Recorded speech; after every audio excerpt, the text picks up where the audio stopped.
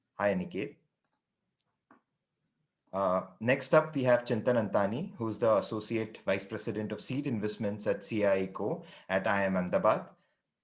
Hi, Chintan. Hi.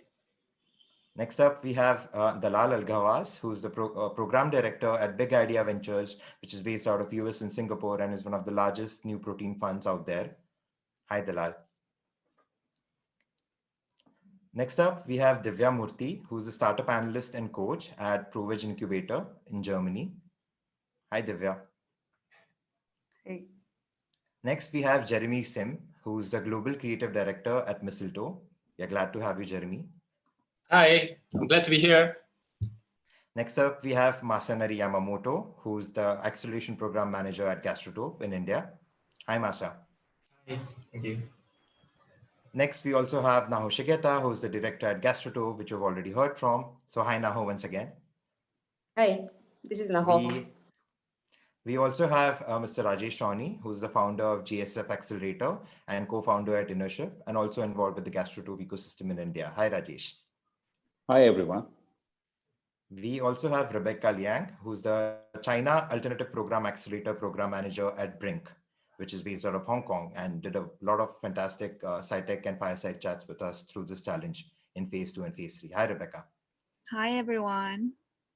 We also have Shreyan Singhal, who's an investment professional from Ankur Capital. Hi, guys. Next up, we have Shruti Srivastava, who's a principal at Omnivore and has been involved with, evaluating a lot of startups in the alternative protein sector for the past couple of years with GFI India. Hi, Shruti. Hi, guys. We also have, last but not the least, Mr. Yang and Tan, who's the co-lead of Audacity and Slice Acceleration Initiatives under Mistletoe. Hi, everyone. Pleasure to be here. Perfect. So once again, thank you so much, all the judges. You can keep your videos on for the session, for the entirety of the session. And very glad to have all of you on board. We also have my colleagues, Varun Deshpande, who's the Managing Director at GFI India, and Nicole Roque, who's the Innovation Specialist at GFI India, supporting me with the execution of this demo day. So without further ado, let's get started with our first theme for the day.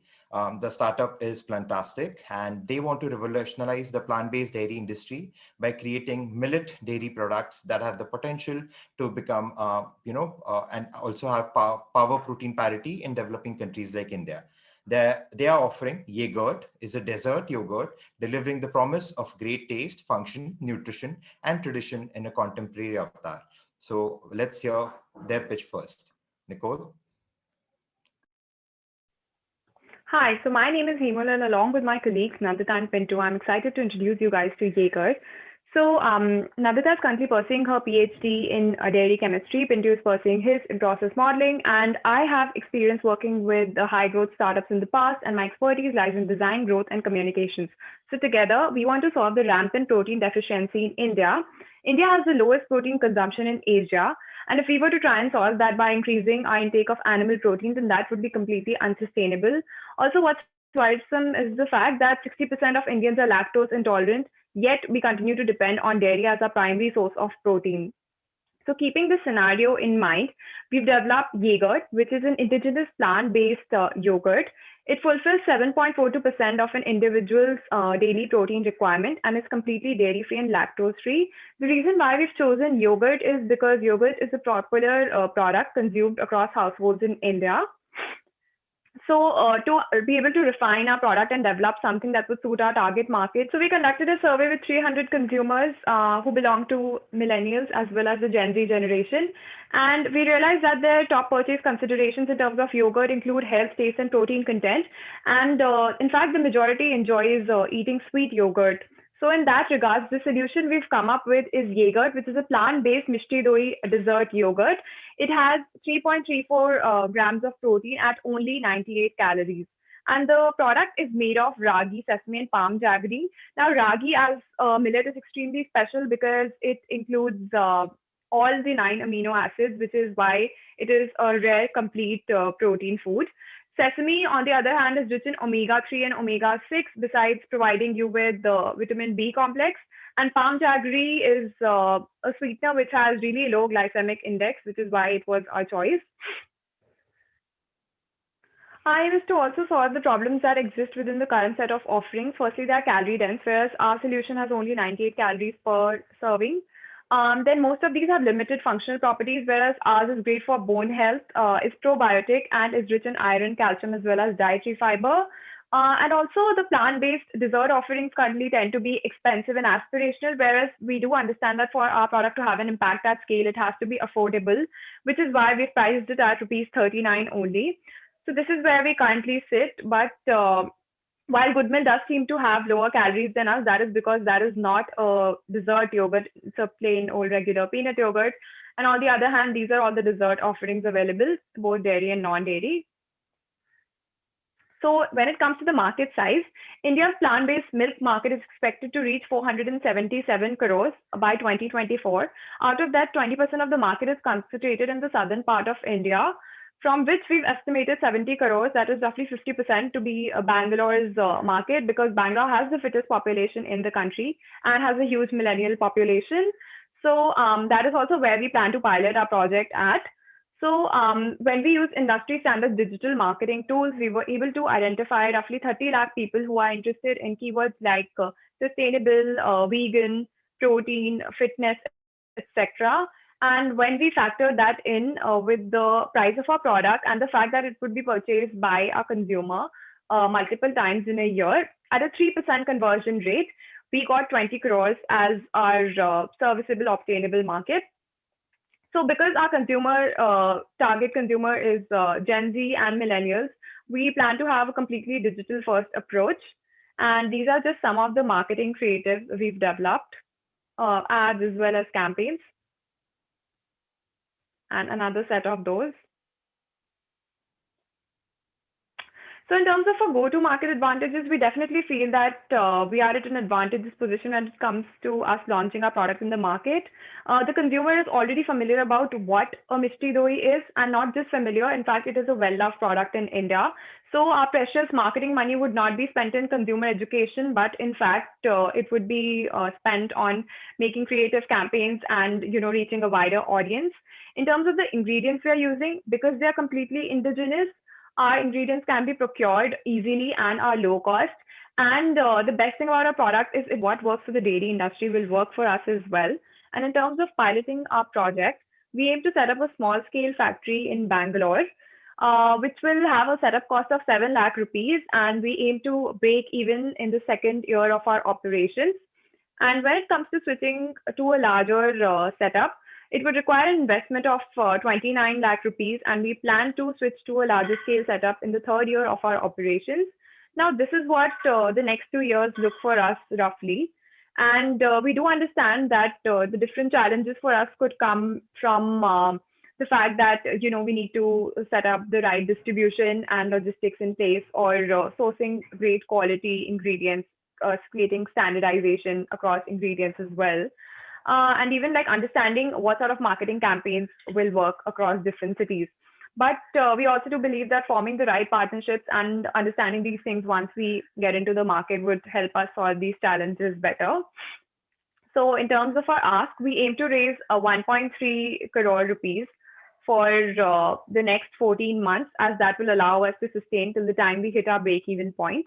We would like to thank you for our time, and we really hope we were able to create an impact to our presentation. Thank you.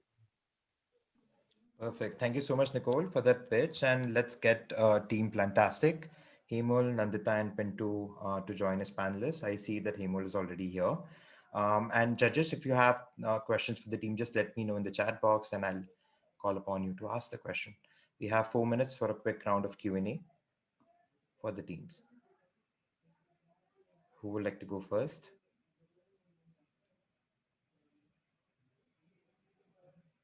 Perfect. Shreyansh, would you like to start the Q&A round? Sure. Very good presentation, guys. I wanted to understand what is your plan going forward, right? Do you intend to sort of focus only on Mishti Dohi, or do you intend to sort of focus on beyond other product lines as well? And what's the product pipeline that you're thinking about going forward with? And also in terms of backwards product itself, millet have known to be having a very bad aftertaste and texture. So how are you sort of really solving for mouthfeel? Because that's a very big problem in the Indian consumer industry. Thank you so much for the question. So starting with I'm sorry, could you repeat your first question? It was regarding the product line, right? So we were really surprised to realize that as an indigenous crop, which is, even climate resilient, millet hasn't really been exploited in the dairy industry commercially yet. So we definitely feel there's a lot of scope there. And also like there are a lot of varieties of millet available. Like we've just used ragi here, but there's proso millet, kodo millet, little millet, and different varieties that are available. So all of them have different functional properties which can be exploited in different products.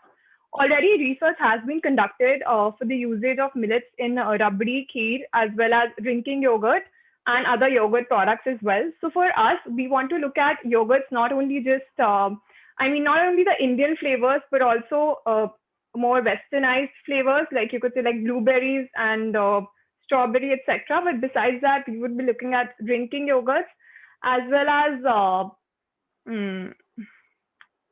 yeah, that's about it. And in terms of the mouthfeel, Nandita would be able to answer that better because she's the one who handles tech for us.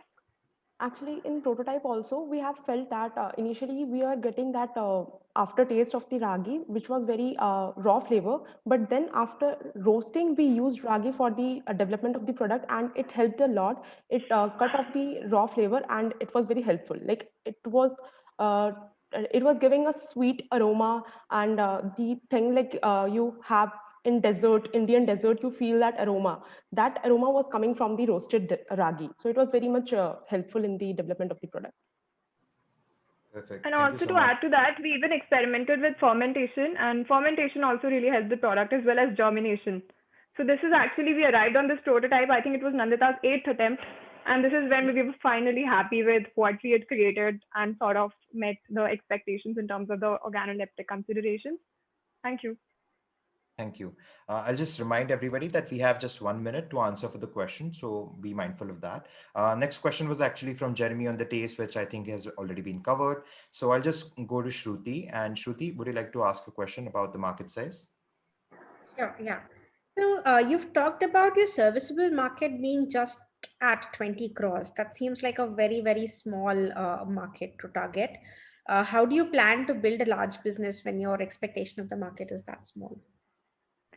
So because this was just a small scale pilot project, we limited our market expectations and sizing to only within the city of Bangalore itself. Because, we wanted to first, we do understand that it is millets at the end of the day, which has not really been, the consumer is not really used to the idea of having a millet as a dairy product. So we wanted to first experiment with that in Bangalore. So this market is right now limited to Bangalore only, but of course we do understand that the market size needs to be expanded, and that would happen once we expand our product line as well as reach to other parts of the country, mainly the metro, because the adaptability for plant-based products is higher there, acceptance as well. Right. Okay, thanks. Thank you so much. Perfect. So I think the next question is from Dr. Dalal about the product. Yeah, thank you so much. My question first, what is the shelf life stability for your product?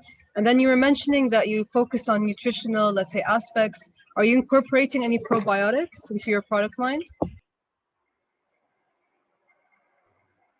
Nandita, would you like to take that? Yeah.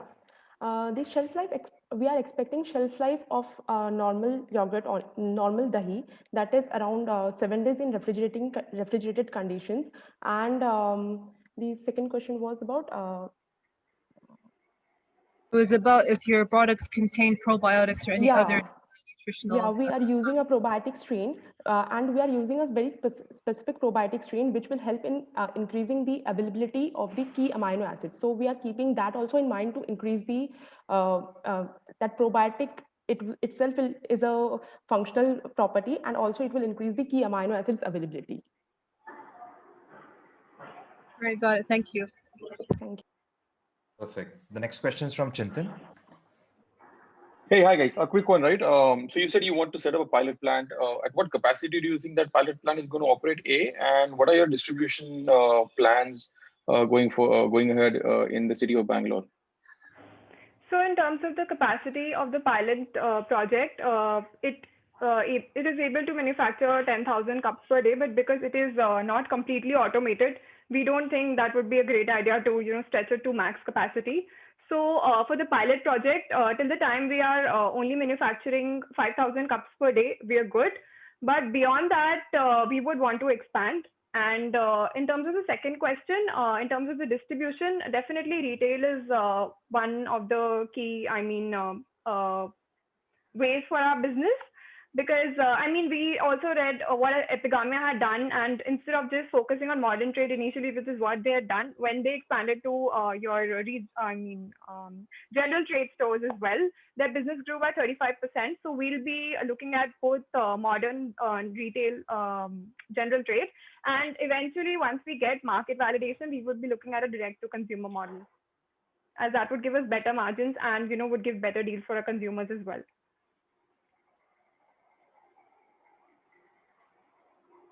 Thank you so much. Perfect. Thank you so much, Himal. So that's 4 questions for you, and great job with the presentation. We are going to promote you back as attendees. Thank you so much for joining us. Let's move on to the next startup team, which is Team Brew 51. And Brew 51 salmon fillet would be the world's first prototype product to accurately mimic a whole cut salmon fillet in terms of nutrition, appearance, texture, smell, and taste. They have developed shear cell technology that allows them to create a flaky, textured whole cut. They are also getting the taste and aroma right by using plant-based ingredients and other natural extracts. They are also ensuring that the nutritional values match an actual salmon fillet by adding important ingredients like omega-3 fats derived from algal sources. So, Nicole, if you could play their pitch. Hi, everybody. This is Brew 51's pitch for ISPIC Demo Day 2020. Our mission at Brew 51 is to save the oceans from the brink of collapse. 2.7 trillion fishes are slaughtered every year, which is far larger than the number of land animals killed for meat in a year. There are sustainability and human health issues as well with seafood consumption and fishing, which you are all very well aware of. Our solution is to create a plant and precision fermentation-based seafood alternative using shear and texture technologies. We are creating a whole cut of a fish fillet that tastes and smells equal to or better than legacy fish. It is nutritionally equivalent to legacy fish, can be produced anywhere locally without mercury or microplastic contamination and without use of antibiotics. It's also 10 times more water efficient. Our process of recreating the feel of fish has 5 broad steps. We have worked on developing profiles for sensory and nutritional aspects. We are starting with a salmon. We have sourced ingredients to recreate these profiles. We have worked extensively on shear and texture technologies to recreate the flaky feel of fish. We have built a prototype at home that has allowed us to recreate this flaky feel. We are also working on creating a myoceptor with omega-3 fats and plant ingredients to create those fine lines that you see on the fillet. We are working on packaging that allows us to give a minimum shelf life of 3 months to our frozen product. We are in the process of scaling up our design from 0.5 kilo per hour throughput to 50 kilo per hour throughput. The graphic on top is a statistic from the US. On the left, you can see that the plant-based meat share of total meat is around 1%, while plant-based seafood share of total seafood is not even 0.1%. It's a large underserved market, and there's a huge opportunity here. At the bottom, we have tried to estimate the market size of plant-based seafood in India. There have been recent studies that show that Indians are more likely and more positive to trying plant-based alternatives to meat than their Western counterparts, which means that there is a minimum opportunity of 1% of the total seafood market for plant-based seafood in India. So total seafood market stands at USD $15 billion, implying that plant-based seafood could be at least worth $150 million.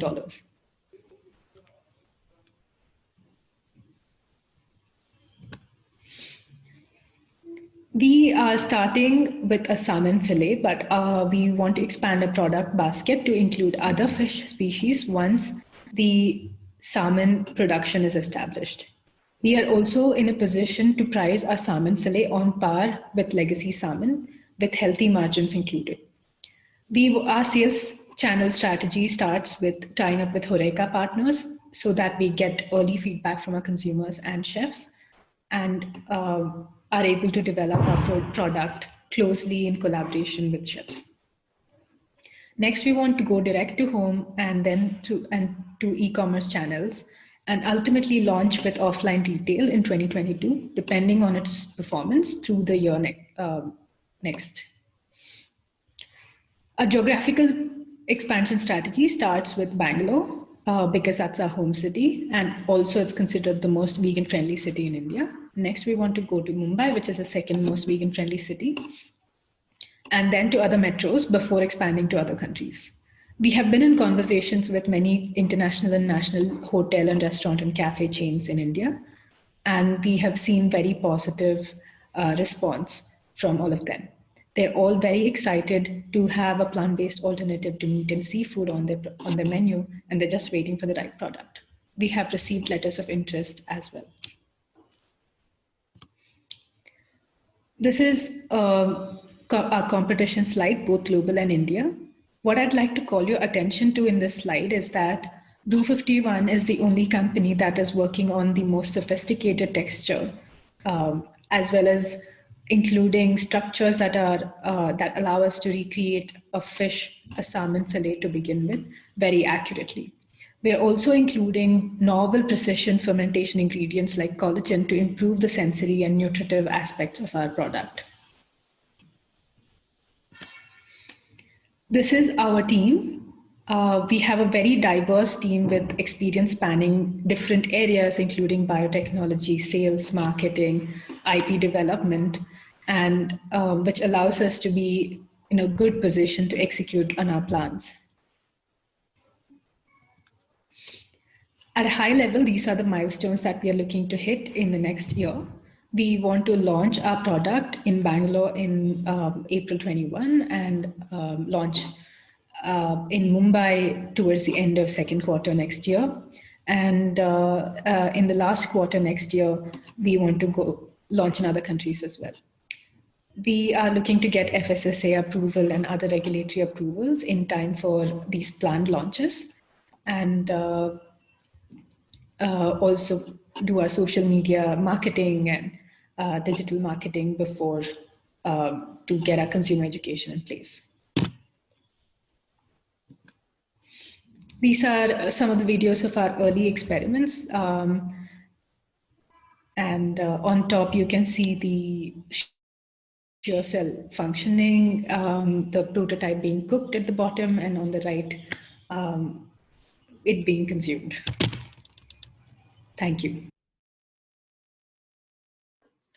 Thank you so much, Nicole. That was a great pitch, Ravali. And we have Sanskriti and Ravali from Team Brew 51 with us here for the live Q&A. I think the first question is from Jeremy, and Ravali, you have a minute to answer the question. Jeremy, you want to quickly ask your question? Yeah, hi. Thank you for that.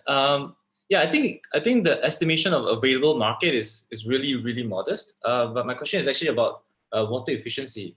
You mentioned that it's 10 times more water efficient. Could you expand a little bit about what you mean by that? Thank you. Legacy salmon, or the actual salmon, typically requires around 700 liters per kilo for production, while our product will need about 70 liters per kilo. So, which is why I said that our product is 10 times more water efficient, because it requires 10 times lesser amount of water than actual salmon would. Thank you. Perfect. Anybody else for the next question from the judge panel? Yeah, maybe I could ask a question. Could you tell us a bit about your product in terms of, let's say, the sensory properties? So I understand you have the texture down, but what about like the nutrition, the colors, and other rheological properties? Yes. So in terms of nutrition, Dalal, we are getting our omega-3 fats, which is one of the most important reasons why people consume salmon, from algal sources. And we are also looking at a protein content of around 30 grams per 100 grams, as opposed to 20 to 24 in actual salmon. And with respect to flavor and aroma, we are working on using yeast extracts and seaweed to flavor it, and also use amino acids from yeast extracts to get the aroma right as well. And the other rheological properties in terms of the springiness and hardness and chewiness, we're using a texture profile analyzer to get all these metrics objectively and ensure that the output of a shear cell matches the TPA metrics of a salmon fillet accurately. Okay, thank you. Thanks, Ravali. The next question's actually from Divya about pricing and distribution. Divya? Hey, Ravali, thanks for that presentation. Just quickly on what you expect the pricing to be for the HoReCa channel, as well as the frozen distribution challenges that are likely to happen, if you could elaborate a little bit more. Yes. So the retail price of salmon is around $20 per 300 grams. And we are looking to price our product either equal to or slightly higher because we want to convey a premium positioning for the product. But we are able to price it at even a lower price of $16 with a 20% profit margin. So we are free to price it anywhere above $16 for 300 grams.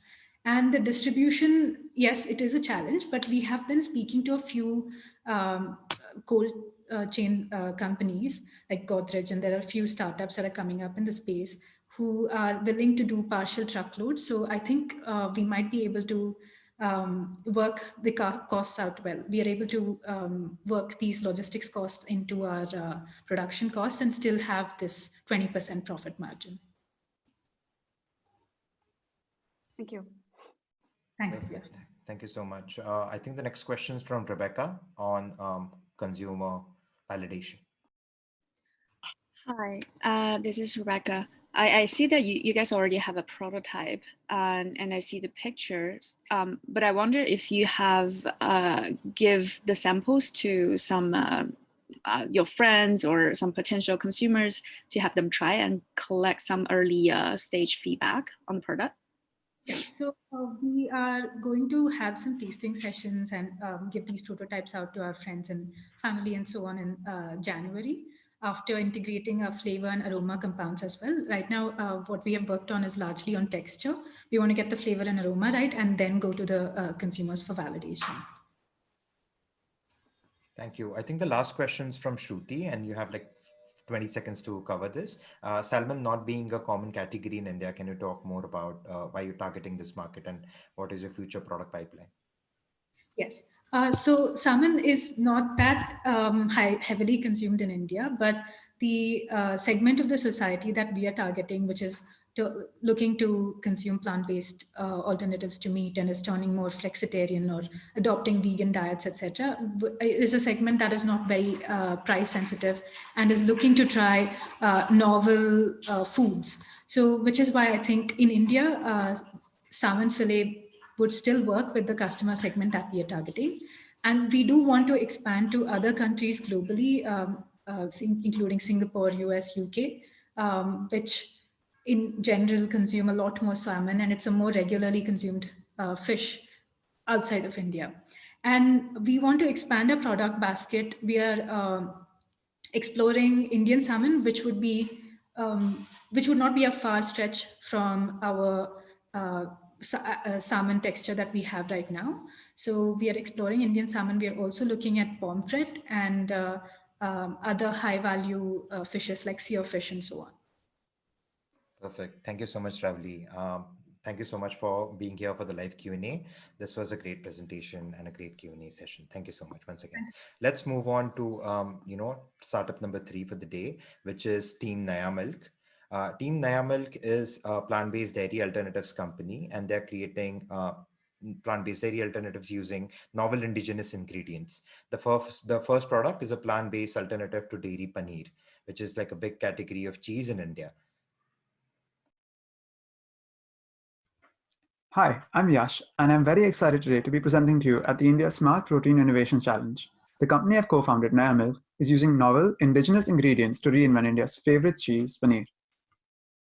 Right now, there are plenty of plant-based milk options for consumers to pick from. From soy, almond, cashew, oats, consumers have a wide variety to choose from. But when it comes to paneer, there's only one plant-based alternative, and that's soy tofu. Soy tofu has very low consumer acceptance in India. This is primarily driven due to the fact that it has really poor off-taste and poor functionality when used as a dairy paneer alternative in Indian recipes. The market for paneer is massive and it's growing. It's the third most consumed dairy product in India, more so than any other cheese and just behind milk and ghee. To create a plant-based paneer alternative, we looked back to traditional Indian cooking recipes and identified some indigenous seed kernels that can power our plant-based paneer. When compared with traditionally used plant-based dairy ingredients such as soy, almond, cashew, and oats, these indigenous seeds perform equally, if not better, in terms of taste, cost, and nutrition.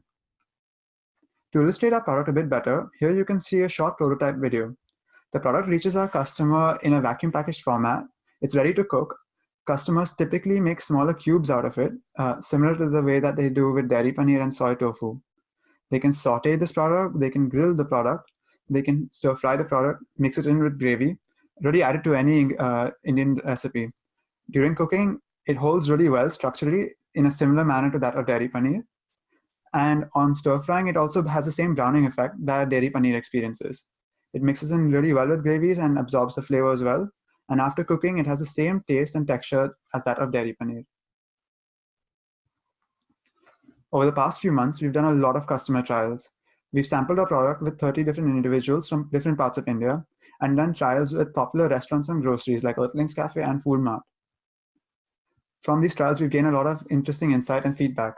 Customers have repeatedly said that our plant-based paneer alternative is functionally and taste-wise indistinguishable to dairy paneer. Customers have also enjoyed the fact that after eating our plant-based alternative, they experience lesser bloating than they did when they ate dairy paneer. We've also received some constructive feedback, such as that we needed to improve the velvety nature of our plant-based product and that we needed to make our plant-based paneer thicker so as to resemble dairy paneer better. We've taken such feedback on board and iterated our product further. We've developed a pilot plant that can solve these issues, but by not only improving the product's quality, but by also improving our throughput. We've been optimizing processes and we've been considering adding even additional ingredients that can further improve the taste and texture of our product. In terms of our competitors, we feel that our biggest competition comes from dairy paneer and soy tofu manufacturers. But when comparing our product versus the product that these manufacturers make, we feel we have a competitive edge. This is because we think that our product has not only a great taste, but a much better nutritional profile. When comparing with dairy paneer, our plant-based paneer is completely cholesterol-free, has half the amount of fat as dairy paneer, is much lower in terms of calories. It has also about the same, it's really dense in terms of its protein content and has a lot of essential minerals such as magnesium and folates. We plan on being able to price our plant-based paneer alternative at a very price competitive level when compared with dairy paneer. After including retailers and distributors' margins, we expect to be able to price this plant-based paneer at about 99 rupees per packet. This is similar to that of premium dairy paneer, which is also at about 99 rupees. We've done some analysis of how the majority of our costs come from, and we feel that and we see that the raw material cost is the largest cost driving factor. We feel with further optimization in our process, we can reduce this factor and become even more price competitive as well as improve our margins. In terms of our go-to-market strategy, we plan on having a product that has a shelf stability of about 30 days under refrigerated conditions. To get in front of our customers, particularly during COVID times, we plan on doing free sample distribution via select kirana stores, doing a lot of product trials at popular restaurants around Mumbai and the metropolitan region, and launching our own direct-to-consumer channel. We also plan on partnering with e-commerce partners like Grofers and Big Basket. We've done a lot of market research over the past few months to identify what demand we can expect from households and HoReCa channels. We can discuss these figures more in the Q&A section, but we've identified what the total market size of paneer is and how much of it we can expect to convert to a plant-based alternative.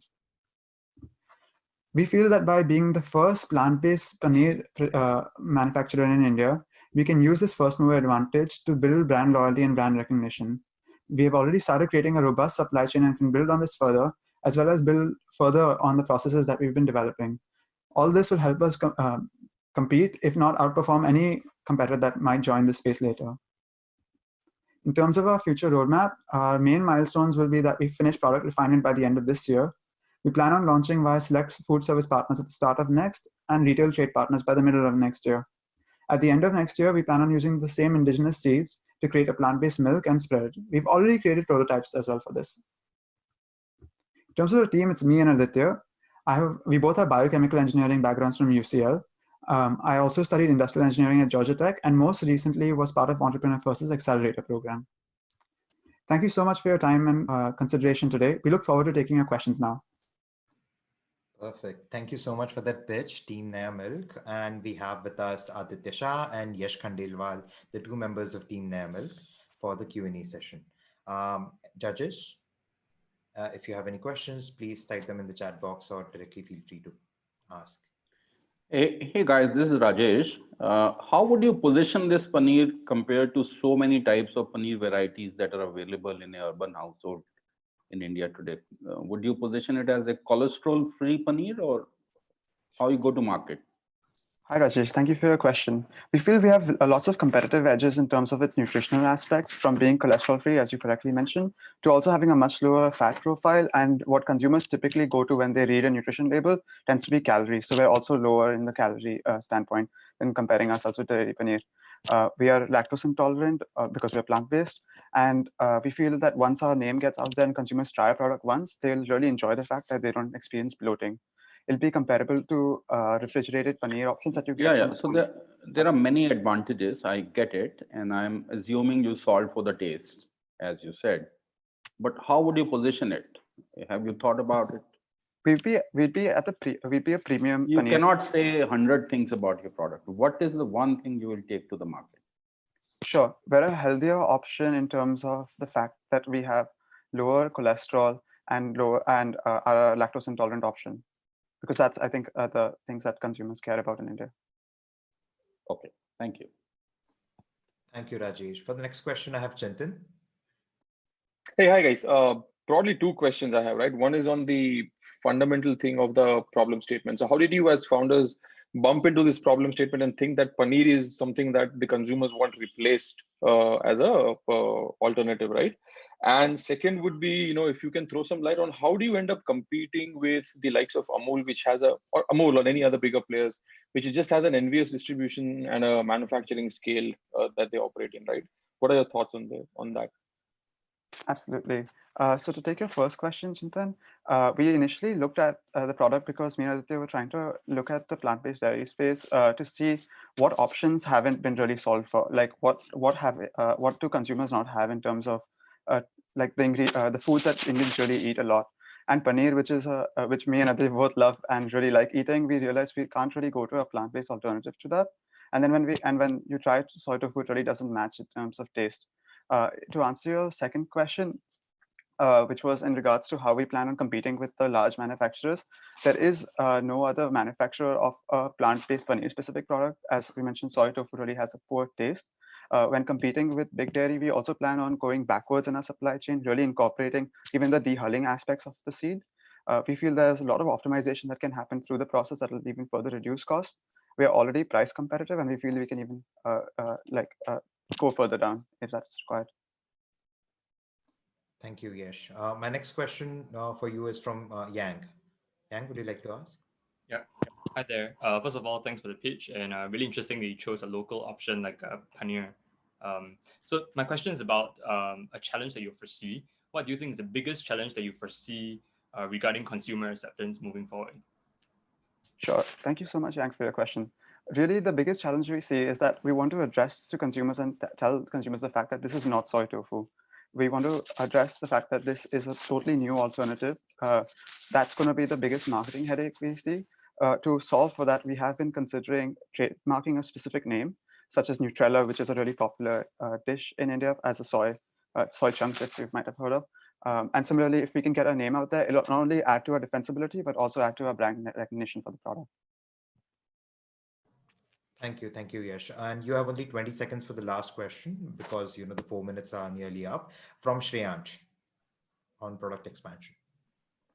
Thanks. So guys, wanted to understand how do you expand from the current offering that you have as paneer? Do you intend to go beyond paneer, or what are the current alternatives you found from the product line itself? Sure. We plan on creating we've already created a prototype for a plant-based dip and a plant-based milk. What's amazing is the plant-based dip is actually used from all the waste, that pulp that we generate in this paneer manufacturing process. And the plant-based milk is really tastes really great. We want to go with the paneer first because it's the easiest to adapt to consumer taste, because it's never eaten as standalone, it's eaten in a gravy form. Yeah. Perfect. Thank you so much, Team Naya Milk, for being here for the live Q&A, and we loved your pitch. Let's move on to startup number 4 for the day, which is Team Excellent. Excellent is on a mission to revolutionize the egg by their plant-based boiled egg, hard-boiled egg, which is greener, cleaner, and healthier. So let's welcome Team Excellent's pitch. Nicole?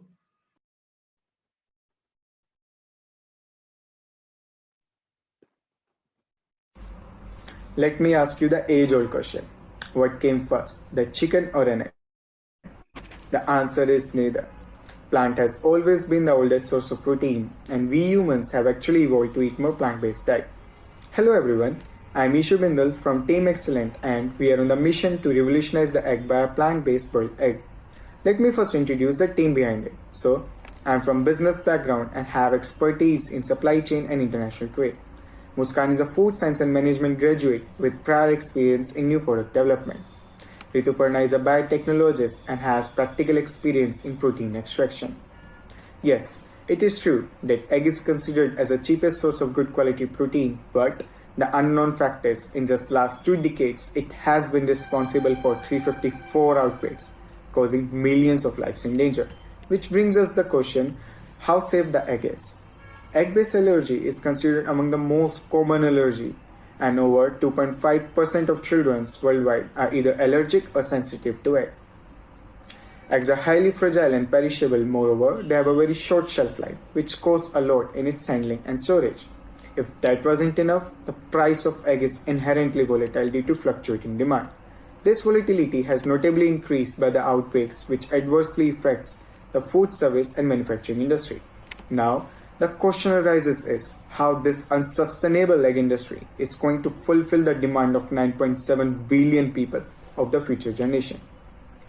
Because of these problems, the plant-based egg industry has seen a huge demand, where companies like Just Egg has revolutionized the egg scramble segment and are responsible for valuation of the industry to be $1.5 billion big by 2025. But what about the boiled egg alternative segment, which is completely untapped? Excellent's plant-based boiled egg precisely aim to capture this untapped demand. With consumer mindset shifting to more plant-based diet, our egg is a perfect alternative. From continental, Indian, South Asian to European cuisine, boiled egg is consumed globally. Our egg can be incorporated into salads, sandwiches, curries, and much more without the pain of having to boil, peel, and cool it. Our product will be with a similar good quality protein and nutrition to that of a hen's egg. Moreover, it is safer, healthier, convenient, and has a stable price. Our product is mainly linked to 3 industries. The egg industry itself, where it is the only current substitute to the boiled egg segment, which is projected to reach $1.25 billion big by 2025. Second, as a completely new segment developer in the plant-based egg alternative industry, which is projected to reach $1.5 billion big by 2026. Third, our product has a potential to be a new entry as a grab-and-eat bar to the healthy snack industry, which will be $108 billion big by 2027. Our initial target market is approximately 28.45 million young Indian early adopters who are well educated and lives in top 8 metro cities. These people are dissatisfied with the conventional boiled egg because of the health issues, allergens, and are looking for healthier alternatives that are convenient in handling, storage, and has a better shelf life. Now, Muskan will tell you more about the product. After intensive research, we found that leaf protein concentrate can be used as the potential protein source because of its amino acid profile and functionality. Talking to various industry experts helped us realize it is commercially and technically feasible to source them from Indian indigenous plants such as alfalfa and duckweed, which was also recently found out to be the only vegetarian source of vitamin B12 and has an ideal PDCAS score of 0.93. We are looking to build out strategic partnerships with companies that will help us source these key ingredients, and with increased capital and build out relations in the future, we may also look at extraction of protein in-house.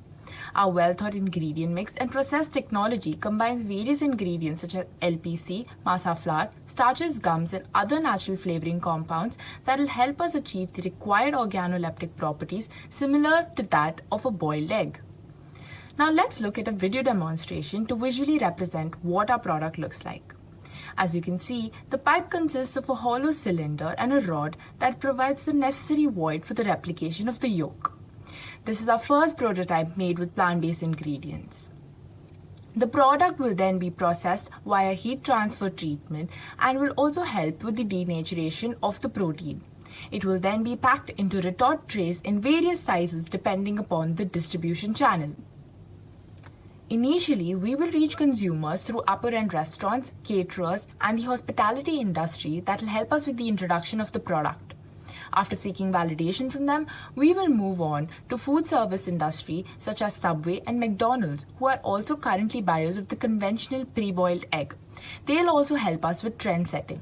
After setting up trends, we will move towards big box retailers such as Reliance Fresh. We are currently at the ideation phase and potentially want research and development on LPC, analyzing its source and extraction process along with product formulation. We then aim to create a MVP and do a market test before we commercialize the actual product. We are always constantly looking to grow our team and add on biotechnologists, food scientists, and bring on board advisors who will help guide us through our journey. We are currently seeking $100,000 for our initial research and development and product formulation. So thank you and have an excellent day. Thank you, Team Excellent, for that excellent presentation. We have Ishu, Rituparna, and Muskan live with us for the Q&A session. And any judges who have questions for them, please let me know, and we can get started.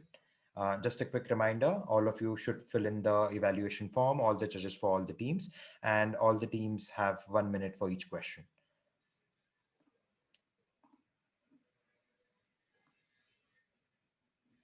Great. So Divya, could you go ahead with your question? Yeah, thanks for that presentation. Really interesting. I actually, again, had a question on pricing. Have you thought about the range that you're looking at? And the other thing is on customer education, because it doesn't look like an egg. So how do you plan to counter these things?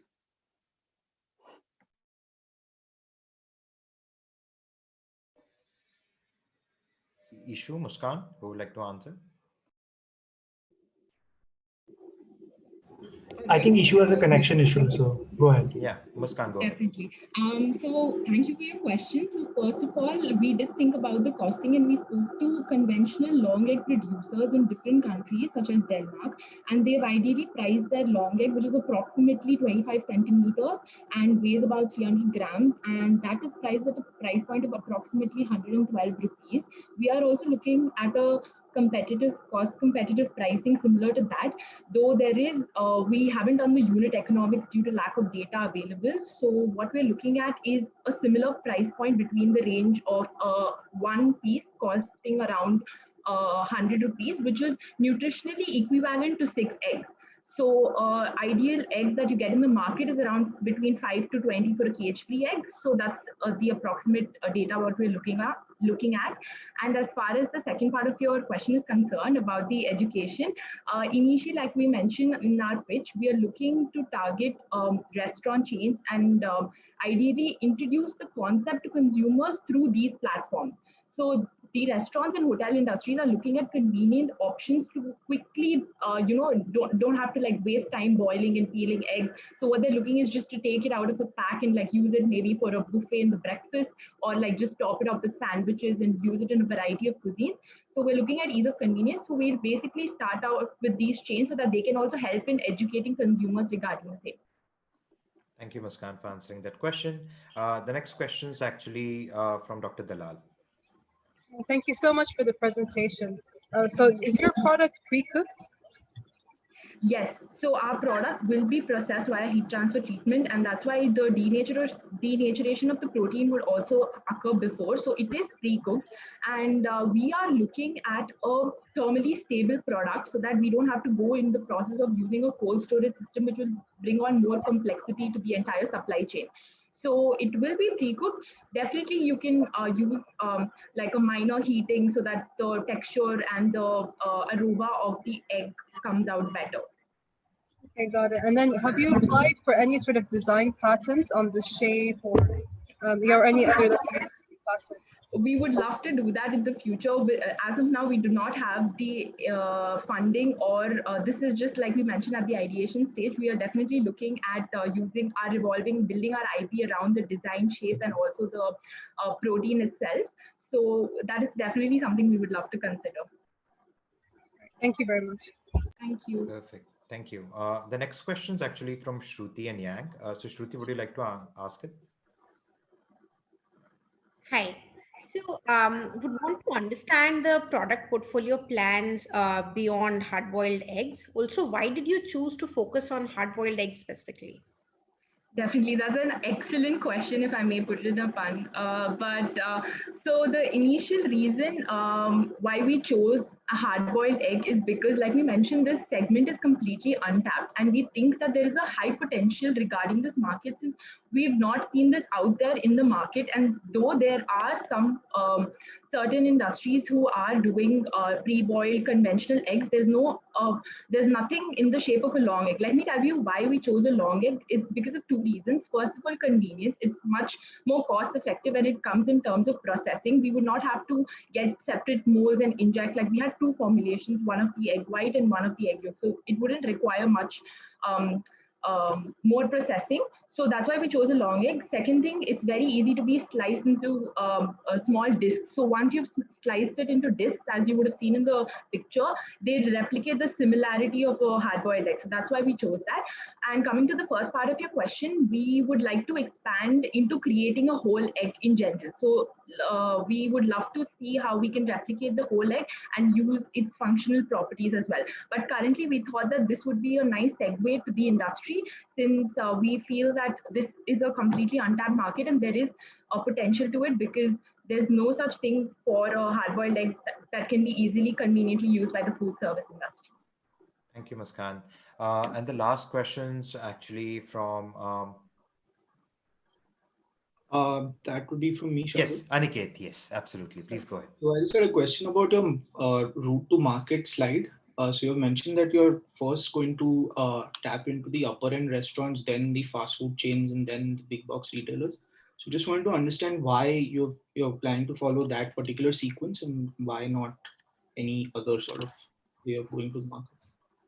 Sure, definitely. I think this is something that we've gotten inspired from other industries that have seen. Like if you would have seen the previous pitches, like they've also introduced their products to restaurant chains first, and they've understood that there is the potential consumer education, like mentioned earlier, that people will get to know. And I feel that trends are set through these restaurants and what you see mostly on social media. So this will definitely help us with that sort of marketing before going direct to consumer. And that's why we chose that particular route, so that we can better understand what the consumer mindset is and know better to get proper feedback about a food product from chefs. And being in the food service industry myself, I feel like they are the best critics, and they will give us proper, they'll also give us a variety of uses for the product, many innovative uses. So we thought that this would be the best route that we can choose. Thank you. Thank you, Muskan. And thank you so much, Team Excellent, for being here for the live Q&A. Thank you so much for having us. Perfect. Let's move on to the next startup team, which is Team ProMeat. And ProMeat's vision is to facilitate a shift from unsustainable proteins to sustainable smart protein. They want to combine cutting-edge proprietary technology with indigenous and underutilized indigenous crops, and they've tried to deliver the best meaty encounter without any compromise. ProMeat offers a healthy, tasty, economical, and clean label plant-based chicken, with much higher protein content compared to legacy chicken, amazing texture, and rich, delicious mouthfeel. Team ProMeat, your pitch will go live now. Hi everyone, I hope you all are doing well. I'm Pranjali from ProMeat.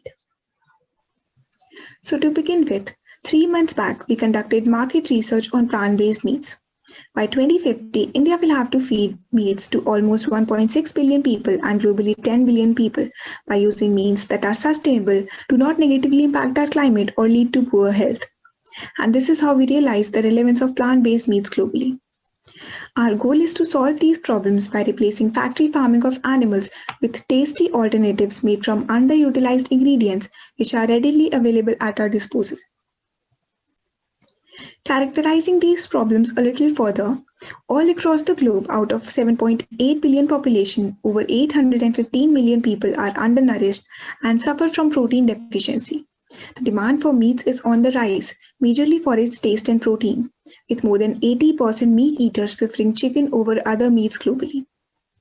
Hence, we are trying to disrupt the traditional chicken industry with a plant-based chicken which has the potential to create a huge impact globally. It is also a highly scalable industry which has already been proven by the other plant-based chicken companies. But why yet another plant-based company? Let's look at why our product is different and better. So our core ingredient is elephant foot yam, an indigenous Indian crop. It is high in fiber and gives great taste and texture to our product.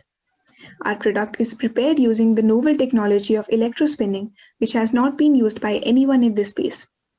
Using this, we'll be able to create products at half the market price. Our product has high nutrition profile with 65% higher protein content per serving than its animal counterparts. So our first product is a plant-based chicken patty. Let's give you a glimpse of how we do it. We use elephant foot yam and pass it through electrospinning using a proprietary process to create a textured muscle analog. Electrospinning is a scaled-up technology which is already being used in adjacent industries, for example, pharmaceuticals and for making scaffolds. This is what our prototype looks like. We curated it during the lockdown period. The product has a great chicken-like texture and delicious flavor. However, there is still a lot of work to be done to perfect it. So along with chicken patty, we also have chicken kebabs in our pipeline to suit the Indian taste. We further have minced chicken which can be used as a product to be exported to other countries to suit their taste requirements. This is the progress that we have made in the past 3 months. We have been working on our R&D and have conducted 4 trials at ICT Mumbai, texture and sensory analysis, and successful results and excellent feedback have been obtained. Further, we have identified attractive, accessible to all and safe packaging material for our products. These images show our product's progress from trial 1 to trial 4. Here are a few images of our recent product trial and sensory analysis. The graph shows the texture comparison of our product and an original chicken patty. Meat and poultry is a large and emerging market in India. To make sure of a smooth outflow of our products, we have curated a supply chain initially centered at Delhi. We have planned to procure quality raw ingredients by supply chain startups like NinjaCart. Our focus area would be majorly manufacturing, which will take place using a co-pack space initially before we set up our own space. Then we'll go on to distribute our product by D2C and e-retail in and around Delhi. Our go-to-market strategy is very simple. We have planned to launch our product on a pilot scale by the end of 2021. We also have various consumer-based sensory analysis planned to get due feedback to enhance our product. We have then planned to enter pan-India retail by 2023. The current slide shows the preliminary unit economics of a pro-meat burger patty, considering all the overhead costs. Sticking to this data, we'll reach the break-even point within a year.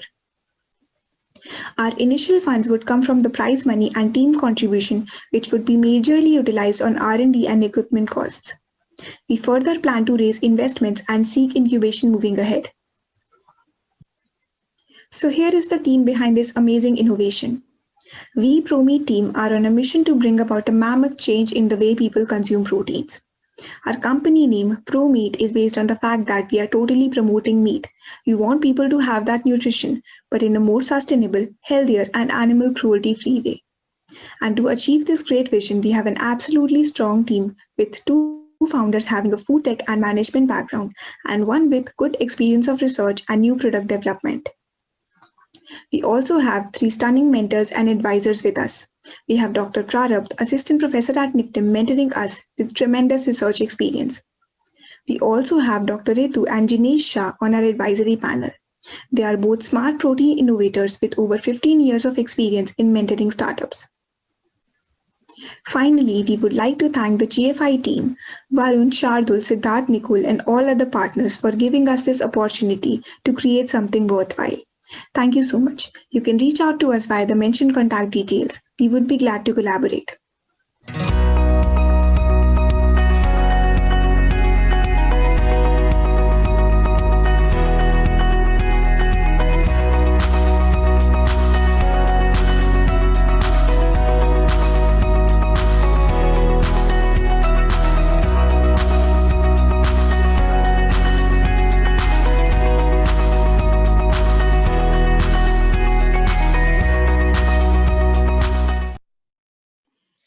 Perfect. Thank you so much, ProMeet team, for the lovely pitch. And now we have Devabrata Das, Pranjuli, and Sugriv from ProMeet team here with us for the live Q&A. You have 4 minutes for the Q&A session, and we'll get started with Dr. Dalal's question first. Thank you so much for this great presentation. I feel I was transported into the future because I've been reading about the electrospinning technique for quite some time. I know it's applied mainly to the cell-based space. So I'm really curious to hear about your experience utilizing it with plant-based. So could you just clarify for me, is this really to obtain a more 3D-like structure and to improve the texture? And then the next question I have is about scalability. Because this is so novel, how are you going to produce at scale?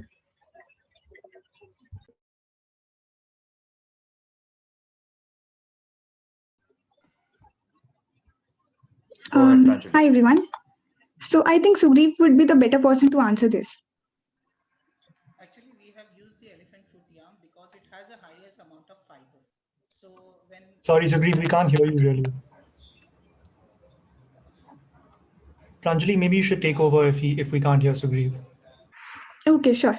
So basically, our ingredient is elephant foot yam. It is our core ingredient. So it has fibers which have the nature exactly like that of, not exactly, but very similar to that of meat. And it is also used as a meat substitute in traditional dishes.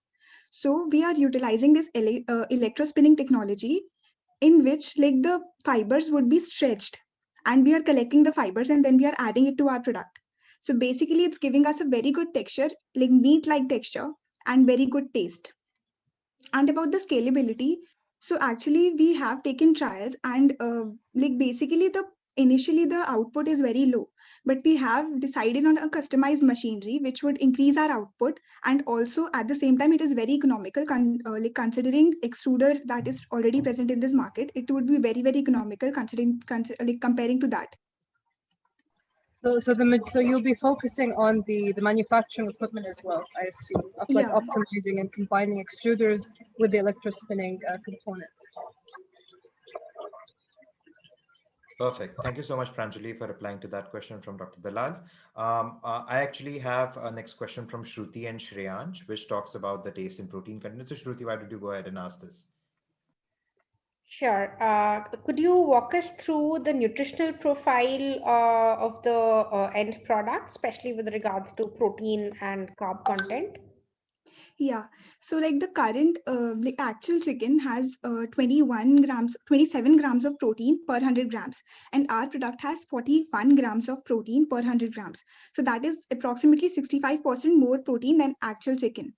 So and protein you're adding externally, the protein's not coming from elephant foot yam. Elephant foot yam does contain some amount of protein, but apart from that, we are adding isolates that would make up most amount of the protein. And apart from that, elephant foot yam being highly fibrous, it imparts the fibrous nature of our product. Also, talking about the fats, so we are using good fats, good saturated fats, so which gives our product a very good mouthfeel, as well as healthier. It is healthier because the saturated fats that we are using, they are particularly good for us. Got it. Thank you, Pranjali. The next question is actually from Yang on the product. Yeah. Hi. So I've got a question on product. I'm actually just wondering. I would like to know a little bit more about your vision, right? So 10 to 20 years from now, other than burger patties, how else would we, normal consumers, look at your product? What kind of forms would there be? It's your target. I think you did mention that you're going direct to consumers as well, and also through certain retailers. Could you expand a little bit more on what's your go-to-market strategy for the B2B segment? Yeah, I think Debabrata would be the better person to take this question. Basically, we also have minced chicken, which can be used, can be exported to other countries and can make their dishes as per their own choice. So this is our next plan to the go-to-market strategy. And we are also planning to have different product lines in next coming up months. Like where right now we have developed minced chicken, burger patty, and kebab, which is like in terms of Indian consumers. So we are also trying to develop the other products, which will be like in the coming months for the for export and other countries like Western countries. Thank you so much, Debabrata, for answering that question. And that's your 4 minutes. So we'll move on to the next team. Thank you so much once again, ProMe team, for your fantastic pitch and the Q&A session. We'll see you soon. The next Thank team you so much. actually, perfect. The next team is Team Greenify, a team that originates from the core of food academia, Greenify. It consists of Ayush and Advait, who believe that fat is the solution to a healthy world. So let's get to Greenify's pitch.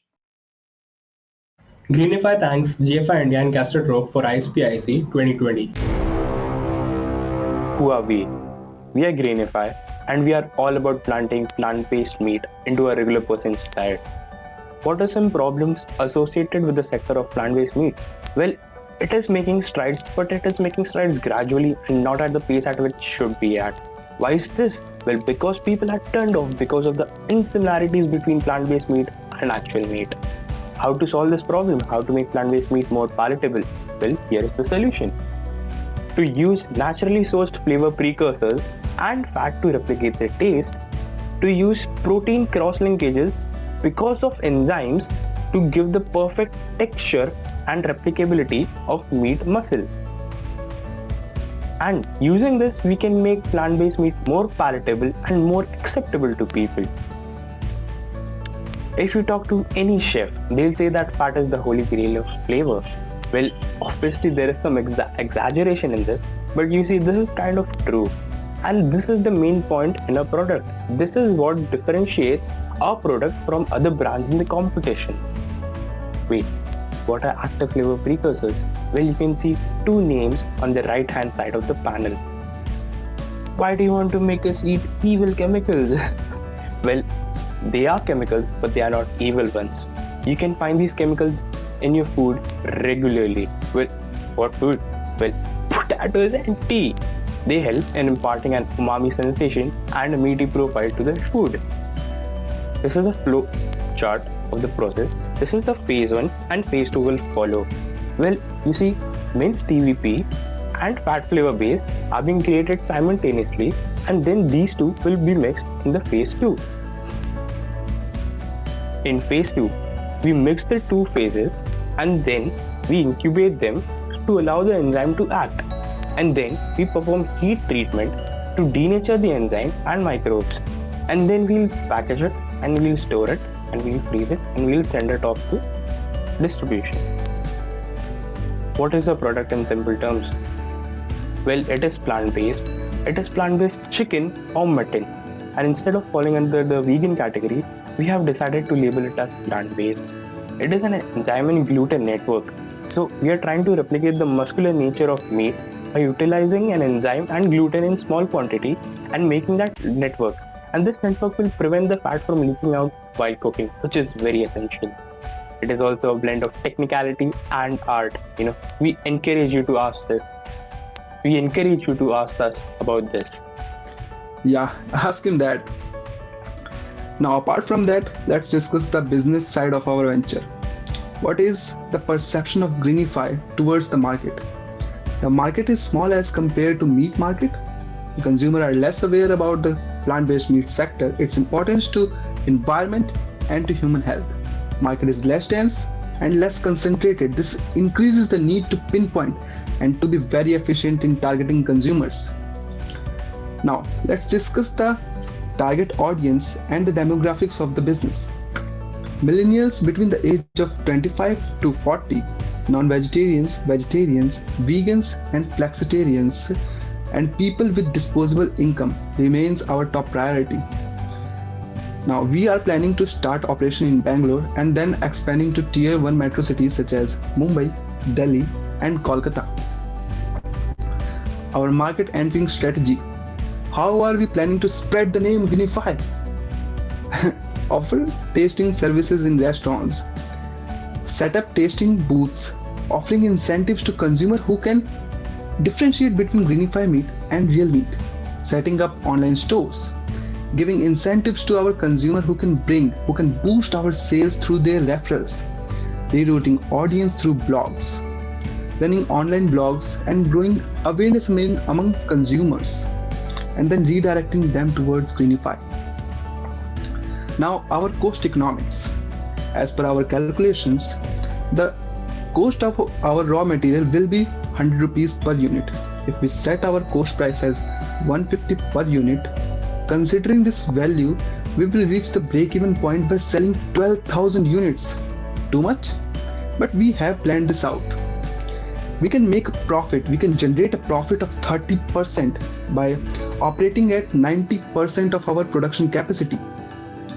Now, the future roadmap. Where do we see ourselves in the next 3 to 5 years? How are we planning to improve and expand our consumer base? Improving the product flavor and mouthfeel remains the primary objective for us. Introducing new products. According to our consumer survey, biryani, pizza, nuggets and wings were among the top consumer preferences. So we will produce them.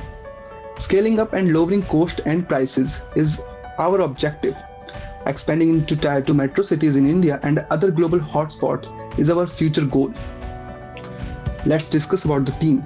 Ayush and Advait, both the co-founders are from National Institute of Food Technology, Entrepreneurship and Management. We know the importance of management. We have experienced managing inter-college events. We understand the technicalities and the know-hows of the food world. We're dedicated, persistent, and passionate, being a more than appropriate recipe for success. Who are we? Greenify. All right, Team Greenify, and we have Advait and Ayush Kant with us for the live Q&A. We have 4 minutes for this session, and I'd encourage the judges to ask their questions. Rajesh, do you have a question? Yeah, I couldn't understand what is the state of affairs in your company. Your pre-launch, have you developed something? Just take me through where are you in your journey? Thank you for the question, sir. We haven't prepared any prototype yet. But we have planned out our product formulation. We are kind of making our base for the product first, like doing consumer survey, what the consumer actually like in a plant-based meat, what we can replicate, like slight difference in a product won't make any change to, like consumer will prefer branded names like Beyond Burger, Impossible Burger. That's why we are making first our base clear. Then after that we will continue our prototype set and other making sessions. Would it be fair to say that you're an idea stage company right now? Yes, sir. We are at the initiation phase. We are at the ideation phase right now, and we will make our prototype soon as we have access to labs, and that's it, sir. Okay, thank you. Thank you, Rajesh. Yang, you have next question. Yeah. Hi. So yeah, I understand that you guys are at the idea phase, but just through the pitch, I think you guys kind of detailed how you plan to make the product superior. But I couldn't quite figure out what exactly the product is that you're going for. So could you elaborate more? I think I saw the words plant-based chicken or mutton, but exactly what product line are you going for, and what kind of formats, so that we understand what kind of market you're playing in? Yeah, thanks. Well, hello, Yang. Well, we are starting off with chicken or mutton, and according to a survey, there were many responses for usage of plant-based meat in pizzas and burger patties. So, because burger patties are quite spread out in the plant-based segment, we'll try to go for other recipes, in other food products first, and along with burger patties, so that like we won't have we won't sink if one product goes down. Thank you, Advait. Anybody else has a question? Yeah, maybe I have a question. I know you mentioned that you're let's say you're identifying some let's say new products that are, let's say, untapped. Maybe you could elaborate a bit more, from this, basic research that you've done. What are sort of the primary products that you're going to focus on? Well, thank you for the question. Our primary products are for usage in pizza, burgers, and nuggets. And like for the marketing research, do you use any like software? Are you like, let's say just doing your own research, or tapping into some more established marketing research firms? Well, we are doing the basic research, but I also read a case study about the importance of introducing new recipes for people. Because if you already introduce a recipe with your product that is already existent with the natural meat. Yeah, I think we lost Advait. Ayush, you want to continue with your Yeah. consumer survey methodology? Yes, ma'am. Ma'am, we are doing consumer survey and and going person to consumer and asking what they think about plant-based meat sector and what exactly they prefer.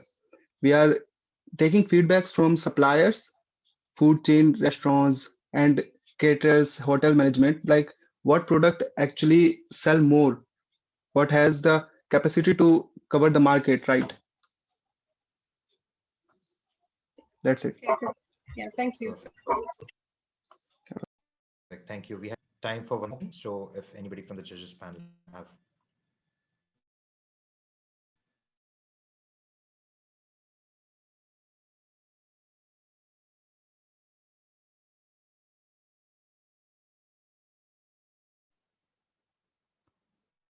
All right, great. So I don't think we have any more questions for Team Greenify. Thank you so much, Team Greenify, for your pitch in the Q&A session. Let's move on to the next startup for the day. Thank you, Ayush. The next startup is Team Sea Spire. All three team members of Team Sea Spire come with diverse backgrounds. They aim to develop a system that could fulfill the need of healthy seafood and other animal protein alternatives in future by harnessing sustainable and sophisticated 3D printing technology. So let's play the pitch from Team Sea Spire. Hello everyone. Today Team Sea Spire is here to present our innovative idea to develop a plant-based seafood alternative as part of the India Smart Protein Innovation Challenge, and we are thankful to the organizers to bring this challenge to us. We are a strong team bringing on multifaceted experience from operations to research to engineering on the forefront of entrepreneurship, and let's get started. The problem today we want to discuss is the disparity between in our current seafood supply chain. On one hand, where we have a rising demand for healthy and sustainable seafood. On the other hand, we are generating tons of waste which goes back to our ocean and also affecting our marine bioreserves. The solution we have is to produce only consumable parts using 3D bioprinting. And we are having a long-term mission to reduce the amount of food waste on the planet, and looking at the opportunity from the Indian ecosystem, we are looking at a market size of 1,800 billion rupees, which is projected to attain at by the end of 2000, over the period of 2018 and 2023, and how we can supplement this growth by providing healthy and healthy plant-based seafood alternatives. Looking at the competitive landscape, several companies are innovating in this space at different technological platforms, and we find our spot right at the intersection of plant-based seafood and 3D food printing, sharing our spot with the Austrian startup Legendary Wish, who are innovating in this space by producing 3D printed salmon. We take our inspiration from this family, if everyone recalls, and we want to dive back into our childhood to recall the way they used to prepare their food. So let's have a small video demonstration of our concept.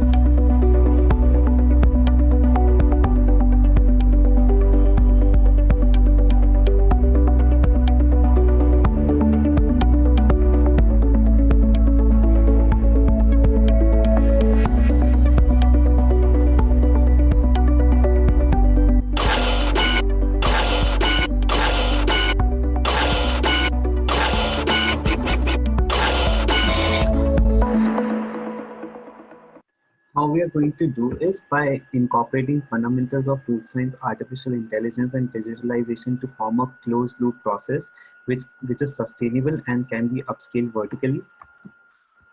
Our scale-up strategy will be pretty much focusing on laying out strategic partnerships with research organizations which are very active in the research for 3D printing, 3D food printing.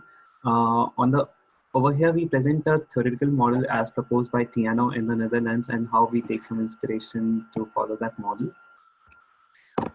Identifying the pressure points of our customers is very imperative to our process, and over here we address those pressure points through our buyer personas, which can be pretty much summarized as specific dietary needs at household and commercial environments, and also challenges with handling of seafood at commercial scale. We also want to highlight the emotional connect with certain consumer segments have across India with seafood. Looking at our value propositions, 3DP offers us a flexibility to play around very specialized structures, offering flexibility to alter nutritional and organoleptic profiles. 3D printing is also one of the technologies which is identified to have a lower environmental impact. We are also looking at working with some new to market ingredients and which can offer us clean label value propositions and also offer ease and convenience to our consumers. What do we offer to our consumers is a rich nutritional profile by having a protein content as close as possible to a real fish, with a significantly higher omega-3 fatty acid profile with zero cholesterol and having a added advantage of dietary fiber at a cost which consumers are currently paying for the fishes on their plate. Our go-to-market strategy is pretty much a blend of HoReCa and modern trade routes, incorporating fresh, giving consumers the best access to such innovative products. Our strategic roadmap is very much considerate of the development work which we have to do along the path. So we have distributed it over a few stages, and after every stage, the project would be gated and evaluated to see the potential prospects and how our strategy can be further taken towards an expansion in this space. Our vision is to see a corner food printing shop in every locality where consumers can just like the anticipated meat breweries from our CELAC counterparts. What do we ask for is a pre-seed raise funding of 40 lakhs Indian rupees at pre-stage. Thank you. Thank you, Team Sea Spire. You definitely inspired us to create better, plant-based seafood. Okay, on that note, we'll get started with the Q&A session. We have 4 minutes for it, and we have Pratham, we have Varun and Chantanu from Team Sea Spire with us for the live Q&A. Our first question is from Divya. Hey, I understand like 3D printing is a little expensive. I'm just trying to understand how you plan to have a sustainable cost model. And in terms of like taste, if you could elaborate a little bit on what stage you're at, if you have reached the prototype bit. I don't know if I missed that. Thank you. From the costing structure, our take on this project is to build up some of the components and build up the 3D printer components and we like in-house. And we have identified some research happening in this area within some Indian research institutes who have brought down the cost by having a take on the components made in India. And secondly, the expenditure on a 3D printing technology is mainly on the IP. So currently, our take is that we go on a hardware which can be built at a sustainable cost to the business and then create our IP through our core software. And from the taste point of view, like we don't have any prototype yet, but we have worked around the formulation. And the formulation is pretty much based from some plant-based, legume-based ingredients. But for the flavor profile and taste profile, we are including algal oils. And towards the development phase, we also we are looking to partner with company like leaders like Juvedan who are working actively in introducing new ingredients for incorporating seafood flavors to plant-based protein ecosystem. Thank you, Varun. The next question is actually from Shruti. Hi guys.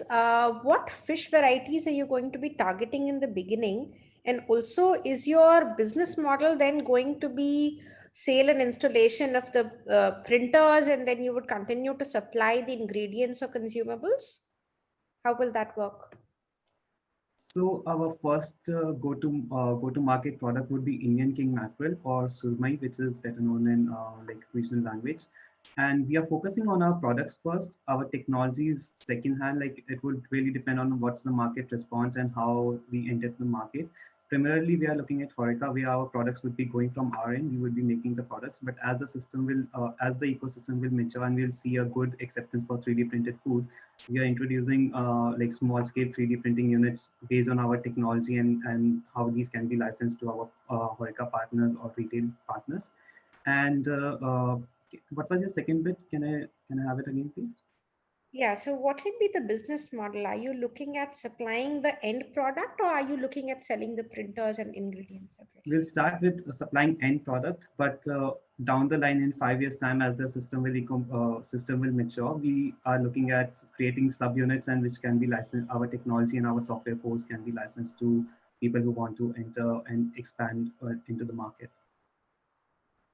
Thank you, Varun. We have only 1 minute, so we'll be able to cover a question. Talal, do you want to go and ask? Yeah, sure. I'll try to ask it quickly. Thank you so much for the presentation. The first thing when it comes to safety, so like in the EU, there's very strict regulations around food, the 3D printing.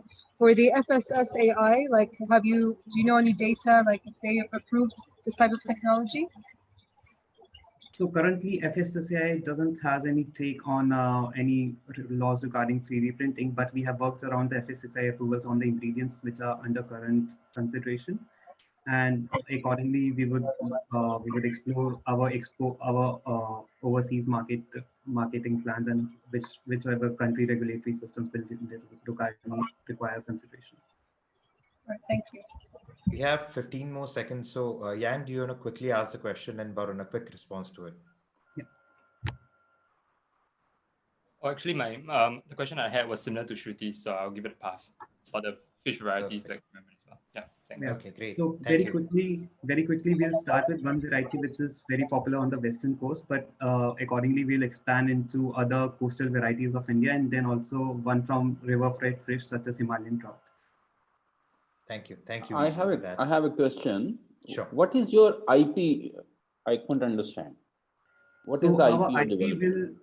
Our IP will mainly lie on our software packs, which will be fed software mechanisms, which will be fed to our hardware, and these would be combination of certain detection programs to fix our 3D coordinates to print and evaluation of the final product through hyperspectral imaging techniques and kind of things.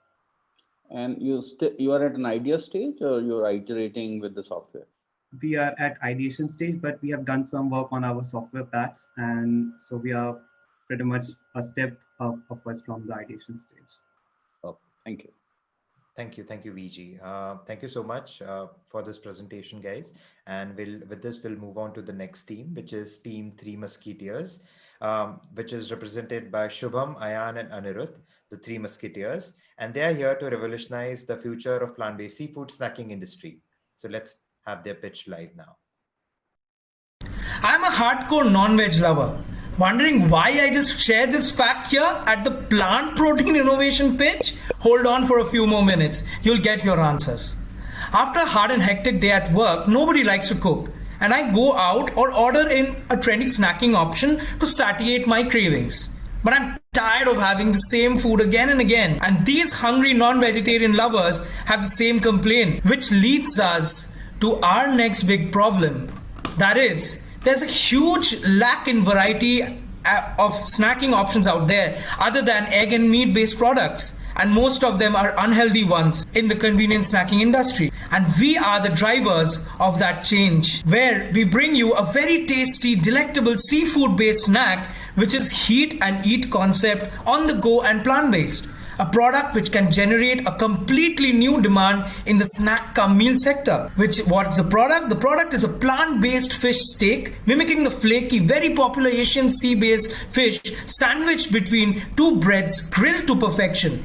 ready to heat and eat convenience, made of the combination of soy and pea protein along with the very unique green banana and chickpea protein. The product is high in protein, it's a source of fibers, omega-3 fatty acids. It's available in 3 different flavors with algal oil and natural yeast as its beautiful flavor. Meet my friend Anirudh, another hardcore non-veg lover just like me.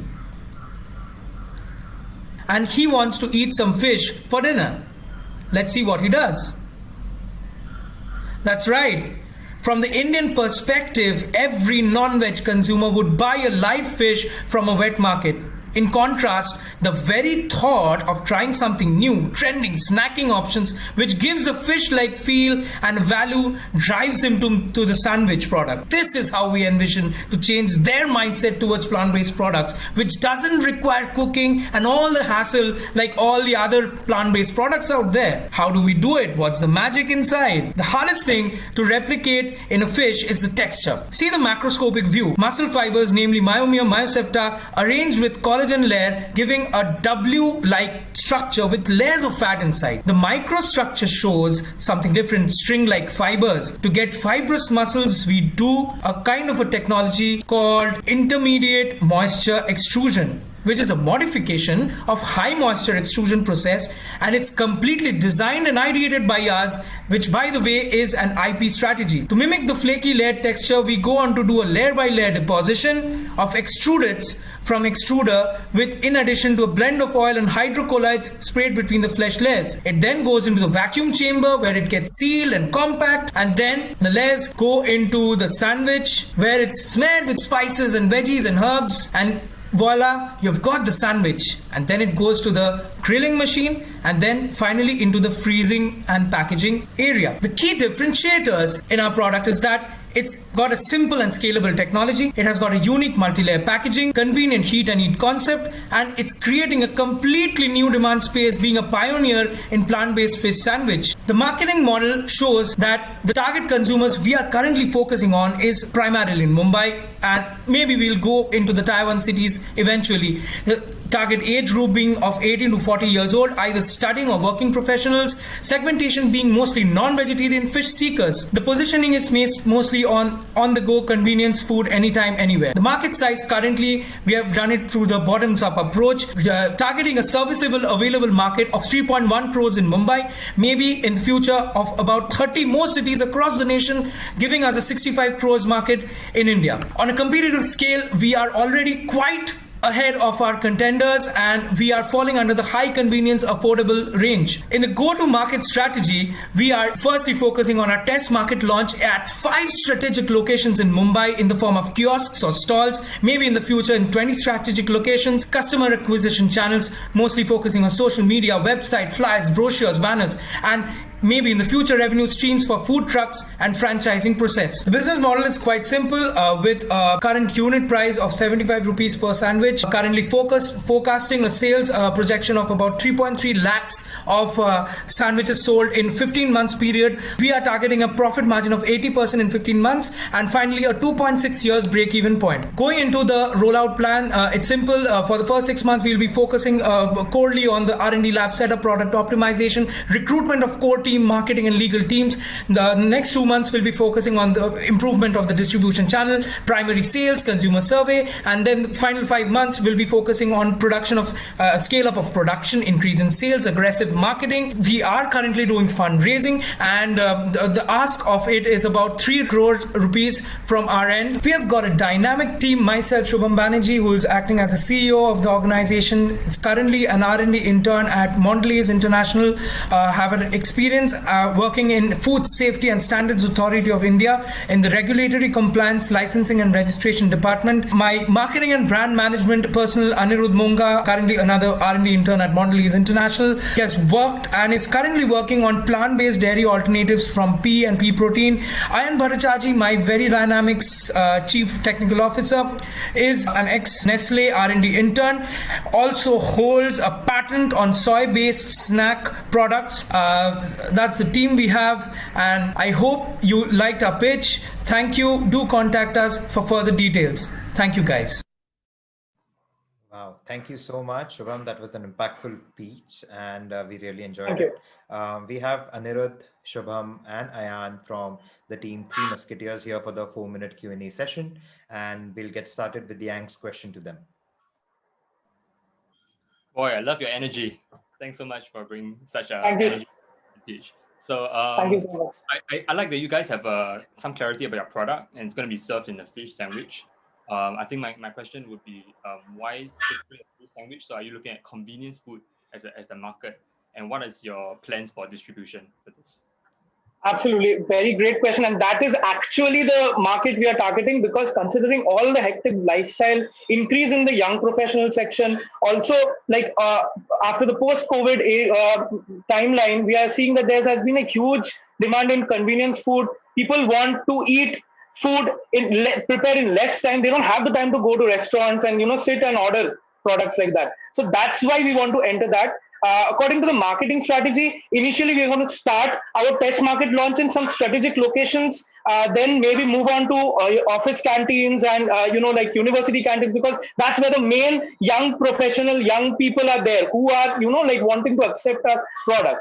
And rather than just giving a fish steak to be cooked and taken back home and prepared in detailed manner, it's better to give a sandwich. It's emotionally a much more appealing product. Like you can make a sandwich, you can just heat it in the microwave, munch it while you go to the office or the college or your university. So that's the appeal of our side, from our side.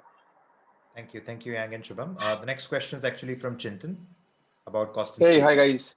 Yeah, Hi. can you just throw some light on the initial cost of making, and what scale do you intend to operate? That's the first question. And the second is, do you intend to be a multi-product company? And I know it's a far-fetched one, but what's the vision like? Is this going to be the only product you guys are focusing on, and there's something else on the pipeline too? Okay, so initially, yes, for every product at a market like this where there's not much data on the snacking cum meal in India, because it's quite a new concept. Uh, we are majorly targeting right now. We are going to start with sandwich, but since the fish is also one of our very unique products, since our extrusion and that layer by layer deposition is going to be an IP one, the fish is going to be very unique, and it can be used as a raw material in other products like rolls, sandwich, rolls, wraps, subs, in other shopkeepers and by other retailers, or even restaurants, even quick service restaurants can use that fish in itself. So that's a strategy which we have for like going to the market and maybe improving the product diversification. And other than that, currently we have done a small survey. Based on that, we have assumed that we can sell about 4.1 lakh sandwiches in a market like Mumbai. Based on that, we have priced it around 75 rupees per sandwich, and the cost of production is we have considered that, and based on all of that, we have come to the final figure that 3.1 crores market, serviceable addressable market. So yeah, right now we are at an ideation stage, but we do have plans of scaling it up. Got it. Thank you, Shubham. We also have question from Jeremy on addressable market, unless he's already answered that. Well, actually, I'd just like to build on what was asked before. It seems like your energy level is here, but your addressable market is like here. So I'm wondering, like, with that small addressable market, how are we getting so excited? Like, and I feel actually, I will answer part of the question for you. I feel it's because you don't really understand the addressable market. That could be the real problem. I wouldn't say we don't understand the market, but yeah, we don't have available data regarding how the acceptability will be. But we have done some initial consumer survey around us, since we are ourselves students and we are interacting with a lot of them around us in offices and universities. We have based our market size on that. And still we do have a long way to go. But since the product in itself is a very unique one, fish-based sandwich has never been introduced in a country like ours. We are taking a conservative approach. I accept that situation, but the product in itself is a very unique one. The idea is brilliant, and nobody has had a fish sandwich before. And so it can be a game changer. And we have the fabrication of the machine ready. We are just good to go right now. We just need the lift off. That's it. Yeah, so that's about it. Yeah, thank you. Love your energy. Thanks.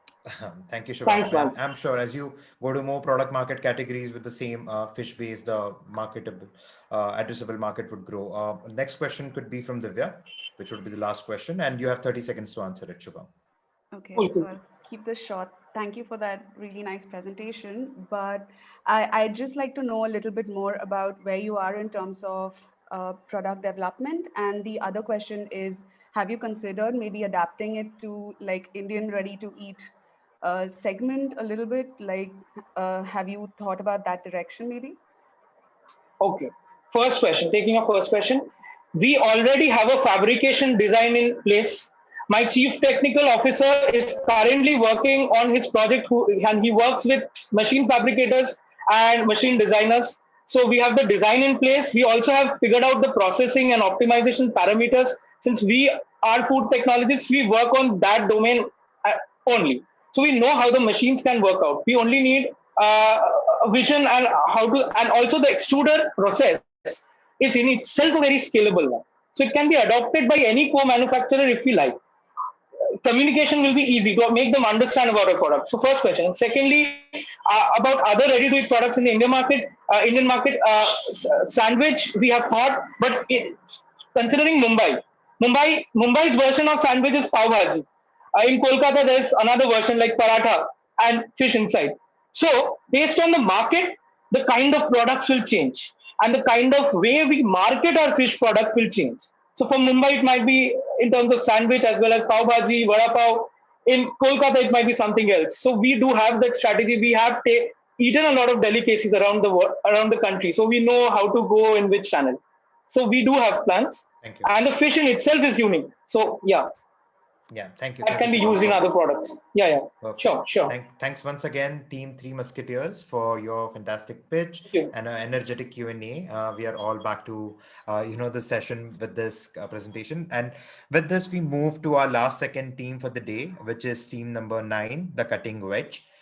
Cutting Wedge team aims to address the issues posed by our current system of food by developing a nutritionally dense and minimally processed plant-based meat product using a blend of underutilized indigenous ingredients and surplus unsaleable crops. Their Cutting Wedge is very proud to present any meat, like meat, just better. Hi everyone, I'm Devika. Myself, Jay, and Anisha together form the team behind the Cutting Wedge. Amongst the three of us, we have industry experience spanning across product development, health and nutrition, and software analytics. What really brings us together is our shared interest in solving for sustainability and working towards a better future of food. We believe that our varied skill set and experiences combined with our shared passion for innovating in this space will help us bring to you revolutionary plant-based meat solutions. Our preliminary market survey helped us decide to replicate the sensory aspects of chicken, innovate for versatility, and price our products at less than 1,000 rupees for a week's worth of serving. Our market comparison study showed the existence of similar products. However, by tapping into the 1% impressionable segment of dehydrated plant-based meat, we aim to humor. We also decided to incorporate the use of surplus produce that would have otherwise been unfit for retail to tackle the issue of wastage and further avoid the use of soy to tie in with our mission of being as sustainable as possible. These are the insights that eventually brought us to our unique solution to the issues posed by our current system of food. We at the Cutting Wedge are proud to present any meat, like meat, just better. While meat alternatives can sustainably sate India's ever-growing demand for meat, any meat goes the extra mile. By being minimally processed, additive and soy-free, we sustainably address the clean label issue prevalent in the plant-based meat industry. Any meat is also nutritionally comparable to legacy meat while incorporating locally sourced ingredients and surplus unsaleable produce. Any meat is extremely versatile by being a dry plant-based meat crumble which can be reconstituted to mimic any cut of meat. Over to you, Anisha. Let's explore the several qualities that set us apart from our competitors. One of our major strengths is being a dehydrated product, thereby increasing shelf life and accessibility. The fact that we are free of allergens and additives sets us apart in a space like plant-based meat, which often gets flagged for producing highly processed products that are heavily dependent on unsustainable ingredients like soy. The initial target market for any meat is young and urban population who either lead or are curious about flexitarian diets and ideally have access to social media. Our social media presence keeps this target market in mind since marketing will be primarily done through social media streams like our Instagram page. Further, we have developed and hosted our own website consisting of our mission and vision, product information, and e commerce portal, along with a customer engaging recipe blog and a contact us page linked to our official mail. Realizing packaging as a key aspect of our brand that influences purchasing decisions, we developed our packaging concept based on inputs from potential consumers through our packaging survey. We initially planned to go with the MET PET polystand pouch with a sticker label and later aim to upgrade to laminated printed pouches. The packet will have a QR code to our website, nutrient information per serving, list of ingredients, allergen information, instructions for reconstitution, and other claims. We plan on developing textured pulse protein with industry partners using mung bean and cow whey protein concentrates along with millet flours. The flavor is optimized using a combination of vegetable powders, yeast extracts, herbs, and spices. Since the process only requires simple extrusion and dry blending, scaling up to commercial volumes will be feasible due to requirement of minimal and easily available equipment. A blend of textured protein, herbs, spices, yeast flavors, vegetable powders, and husk was used to prepare the dry mix, which on adding oil and water yielded the reconstituted premix that can be shaped or prepared any way you like: keema, burger patty, or kebab. Flavor profile resembles a mildly flavored keema. Now you see why any meat is like meat, just better. Over to you, Jay. Our initial surveys have given us a good customer base to begin trials with. We plan on selling our initial prototypes and validate the formulation and flavors. Upon ensuring likability in the market and finalizing a formulation, we will begin work on spreading the product across online platforms. Customer acquisition will be through references and word of mouth in the initial month, followed by attending events to display the versatility and ease of use of the product. We would like to leverage the interactions with consumers to understand their specific queries and share our love for food with them. Eventually, we see ourselves increasing our retail and HoReCa presence through distributors once a sales target is met and product market fit is justified. As a company, we plan on being low on capital by employing third-party manufacturing for the near future. This will allow us to pivot our formulations as and when needed without worrying about the excessive investment in machinery and labor. We will be legally compliant and draw up contracts in order to protect our formulations and interests. We look at our way forward for the next 2 years as such. By the first 3 quarters, we would have finalized the formulation and moved into the e-commerce space. When we meet our sales targets for Q4, we'll be in a position to invest in permanent packaging, which will help us build consumer trust and in turn drive up sales. We anticipate that after a year, we will expand retail sales channels with solid packaging and a guaranteed shelf life. In order for us to scale up adequately, we will invest in building the team to strengthen our sales, followed by expansion in HoReCa to grow our volumes and drive down costs. Any meat's current formulation and 3 servings per pack size sets our COGS to Rs 123, which will retail at Rs 350. The initial pricing model is set to include all variable costs, along with room for returns, marketing expenses, taxes, and retailer margins. According to our current monthly sales target, we will break even in 22 months when we have a total sales volume of 30,000 units. In the years to come, we wish to expand our product lines and co-develop products with QSRs and restaurants. We want to build a global brand using produce from India. We are seeking funding, talent, and meaningful partnerships to help us achieve our goals. Thank you so very much for giving us your time. Any meat, like meat, just better. Thank you so much. And we have Devika, Jay, and Anisha from the team to basically be here for the Q&A session. And we'll get started with the questions from judges. You have 4 minutes for 4 questions, ideally. So let's start with Shreyansh. Thanks, guys. Guys, I have a question in terms of how do you maintain taste, right? Because that's the form factor that anyone is looking for. So how are you maintaining the taste? And as you go forward, what's the moat, right? Because this is something that anyone else can also sort of do, right? So how are you building out moat and what's the IP around the product? Thanks for your question. So basically, for your first question, which was like, how are you going to manufacture or like handle the taste? We've used vegetable powders, yeast and yeast extracts, and herbs and spices, which in our current prototype have managed to mask the flavors of a regular textured vegetable protein. We are in the midst of developing a textured pulse protein with the help of cowpea and mung bean protein concentrates. And in their raw forms, they don't have as much of an off note. So we're not facing that many challenges in terms of having a overly protein aftertaste or anything like that. So we're good on that. And otherwise, our flavor profile right now, as we said, was mildly resembling a keema flavor with the use of spices, so that we can mask any protein off notes. For the second question, what is the moat? At least right now, the moat is simply being minimally processed, focusing on the textured protein we make and the kind of textures we make, so that the product can be reconstituted in multiple formats. We ideally would like for any meat to be something that can be a single purpose use for a chicken mince. It can be made into, as I said, a keema patty, or even larger chunks of meat upon boiling, and so on and so forth. So we're working on just making the product very, very versatile. That's all. Thanks. Yeah, thank you, Jay. Anybody else? Next question. Judges. Why do you have Rajesh. so many files behind you? So I'm still at work, so it's just R&D, Q&A, and accounts. R&D? Yeah, it's Or R&D, accounts? Q&A, and yeah, it's all those three files. Yeah. Okay, interesting. Great. Anybody else? Any questions for the team on their model, technology, go-to-market? Yeah, Divya. I am just wondering, in terms of like competition and why this specific market why have you chosen this market? I understand there are already products catering to specifically this type of segment. Okay, I think I'll take that question.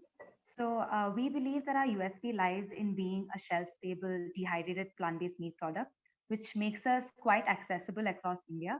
And this accounts for a very small percentage of the market share. Further, apart from that, our versatility in preparation speaks for itself. We also want to address many issues that are prevalent in the current system of food in terms of being additive and soy-free, minimally processed, and using unsaleable produce directly from farmers. So we also feel that we stand out in the sense that our solution is not generic in the meats that we mimic. We are focusing on chicken and gaining acceptance for its taste amongst non-vegetarians and flexitarians. So I think that's how we set ourselves apart. Thank you, Devika. Thanks. Next question.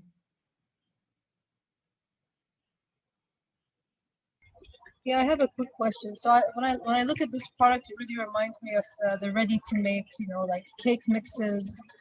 So I'm just curious, with your products, do you have like a set of guidelines when it comes to cooking? Are you able to kind of educate the consumer on the different ways that you can utilize this product? And have you built out any community to really establish, let's say, more recipes around your product? So I'll take this one. Thanks for your question. Firstly, we have built like a bunch of recipes. Right now, the way the dehydrated premix is, it's really easy to use. There's a set amount of oil and water that you're supposed to add per serving, and it just reconstitutes in a form that you can cook a keema directly. If you'd like for this same premix to work as, let's say, a mince or a burger patty, you just need to blend it in a shredder and then reconstitute it with your hands, and it works that way. And another application that we're trying to work on right now with the same mince is that when you shred it and you boil it instead of cooking it, we want to be able to create chunks of meat that can be pulled apart. So it's like a whole chicken breast rather than just the chicken. So that's what we've been working on. We have user directions standardized for the 3 use cases that we've shown. And we'd like to further, as we said, explore on the recipe blog so that people can come up with their own ways of using it, as well as, we can share with them what best recipes can be made with a premix. I hope that answers your question. Yeah, I would really recommend also building out a community, because it's very similar to, let's say, new cooking techniques where they have interactive forums, because it's very difficult to put all this information on the box. So this would be like my first comment. Yeah. Really great job. I'm looking forward. Just to add on to Thanks that so as much. well, like on our packaging, they've also incorporated a QR code wherein we can provide whatever information which we couldn't otherwise provide on the packaging itself. And it directly links to our website wherein we have a recipe blog where we would be sort of building that sort of community that you were mentioning. So thank you. Thank you. Thank you once again, Team Cutting Wedge, for this fantastic presentation and a very enthusiastic Q&A session. And we'll move on to our last startup for the day, which is Team Let's Meet. Let's Meet makes plant-based patty with the goodness of nutrition and mouthfeel of chicken, an affordable chicken patty with a good shelf life, and which is prepared from locally sourced ingredients. Beat, but no meat, healthy and cruel-free. Uh, Team Let's Meat wants to raise awareness and take plant-based meat to maximum plates possible. Let's have the presentation from Let's Meat. Attention, attention, attention. There are a lot of problems which are currently plaguing the world, and a lot of them are being caused by the meat industry. But then there are ways to tackle them. Some of them are by changing our consumption pattern, and others are by providing offerings like cultured meat or the one that we are going to venture into, that is plant-based meat. So now let's create the Let's Meat veg patty. We have three star ingredients: the kidney beans, the cauliflower, and the eggplant. The eggplant has a flesh-like structure which mimics the savory, fleshy texture. The cauliflower is rich in proteins and vitamins, whereas the kidney bean is like an almost complete protein in itself. Then we have the yeast extracts, which help to provide the dense umami taste, the natural herb extracts, which provide the right texture, and the binders, which provide a composed structure. And all these happy ingredients wait to get into our extruder machinery so that Let's Meat tasty and healthy plant-based meat patty is able to be produced, which has a good taste, texture, structure, has an attractive color, and it has a good shelf life. The post-extrusion process consists of hydration, cooking, and other thermal and non-thermal processes before it can be made available to our customers. Now, why should we treat ourselves with Let's Meat? Because it has the goodness of 5. It has a great taste. It has a diverse and rich nutrient profile. It has low fat and low salt content. It is allergy free, and it has a great shelf life, which has been done by using green packaging technique. Let's try to understand the market. If a customer wants to buy plant-based meat in India, let's first show the city where these are physically available. They are available in various formats like kiosk, eateries, food trucks, restaurants. And then there are these companies which have a pan-India presence, and they also sell in various formats like online, cafes, restaurants, subscriptions, resellers. But there was a fundamental assumption which went behind this slide, and it was almost overlooked by everyone. The problem is that we had said that what if a customer wants to buy? But this industry is so nascent that most of the people are not even aware that such a product actually exists in the market. And as we can see in India's map, that the Eastern India and Central India are almost uncatered to by physical outlets. So there comes the problem of availability. And we at Let's Meat plan to solve both these issues by combining them with our aim to reach maximum plates possible. So we have the Let's Go to Plate strategy, wherein we will be entering into a B2, B2C model, wherein engaging with the end customer is wherein attracting the end customer is important for us in order to provide a good strategic partnership to our B2B clients, in which we will be partnering across 4 different kinds of businesses across 3 phases. Phase 1 involves restaurants and caterers. So what we will be doing is we will be profiling restaurants and we would be accordingly selecting them. We will be providing them our branded content and we would be providing them high margins so that they can ensure a good sale of our product. Then we go on to caterers. Now they are continuously on the look for new dishes, and we would be selecting the ones who we feel can be relevant enough to sell our products. And what they would be doing is we will be getting them on board, and they would be putting these products on their menus, and we'll be constantly working on the feedback that we receive from them regarding the guests' response. Then you have the truck or street food, which are majorly untapped. Most of the vendors in this area are not aware that such a product already exists, and what they care for are high margins. So we see them as partners who can actually help us in creating a lot of awareness and availability by some attractive advertising and by creating traction. And the next would be entering into strategic partnerships, wherein we create specific products according for health conscious customers, for B2B clients, wherein we can fetch a high margin as well as a high number of orders.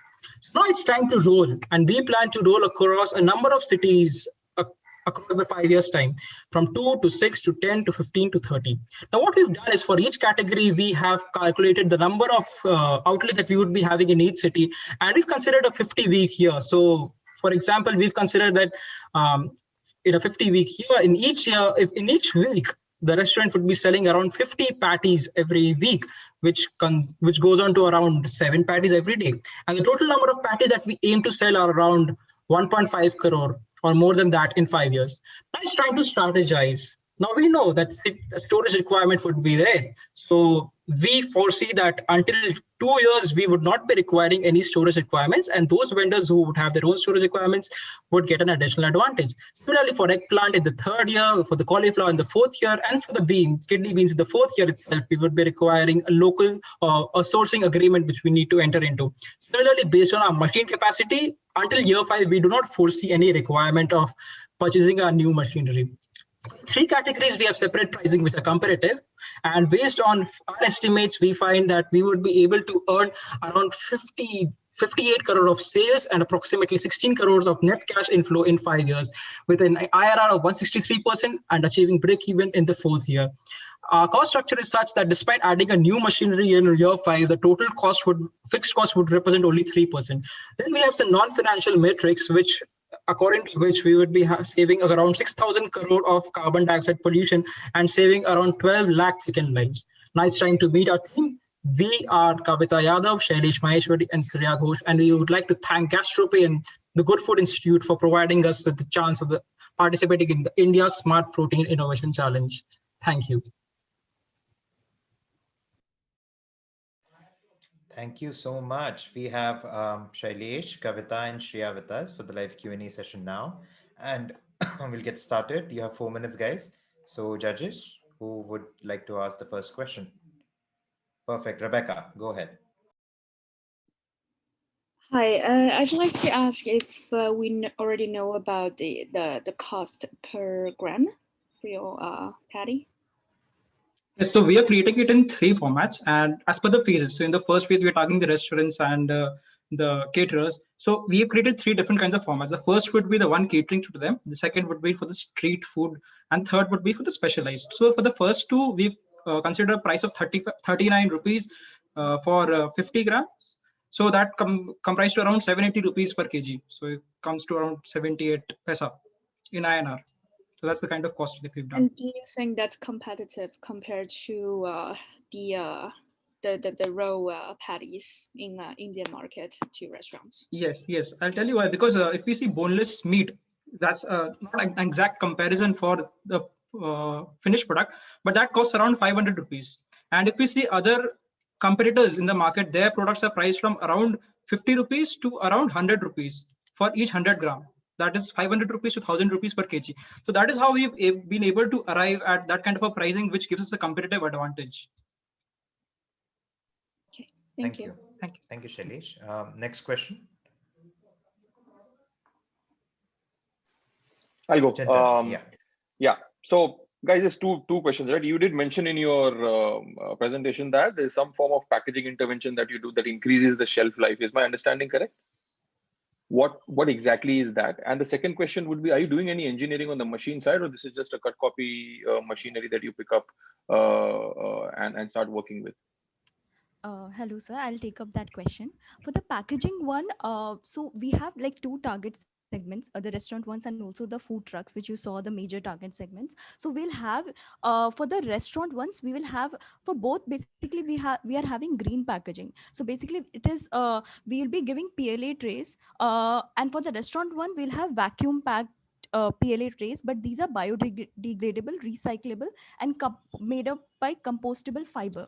So this is the thing which we are doing for the restaurants, and for the food truck one, we are not giving them the vacuum sealing one. So this is something which we have done for the packaging. And sorry, sir, your next question is about the equipment. Just to add on to this previous question, it's actually not an intervention by us; it's an intervention by CP. It's a company. They have made that, and we are planned to get that product. Kavita, please continue with the next answer. Yeah.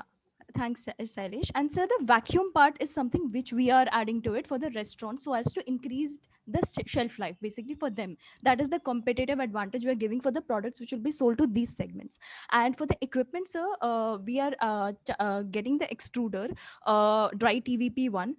In that, we have in terms of ingredients only, we have done innovations. As in, say, for example, coconut oil, we are not using that, which is widely used in this segment. We are using sunflower oil because during extrusion process, it also causes these fat leakages and leakages in the binding of the patty. So the binders which we are using, with the sunflower oil, it'll give us a perfectly bound structure compared to what coconut oil is going to give. So these are the kind of innovations we'll do with respect to the extrusion process.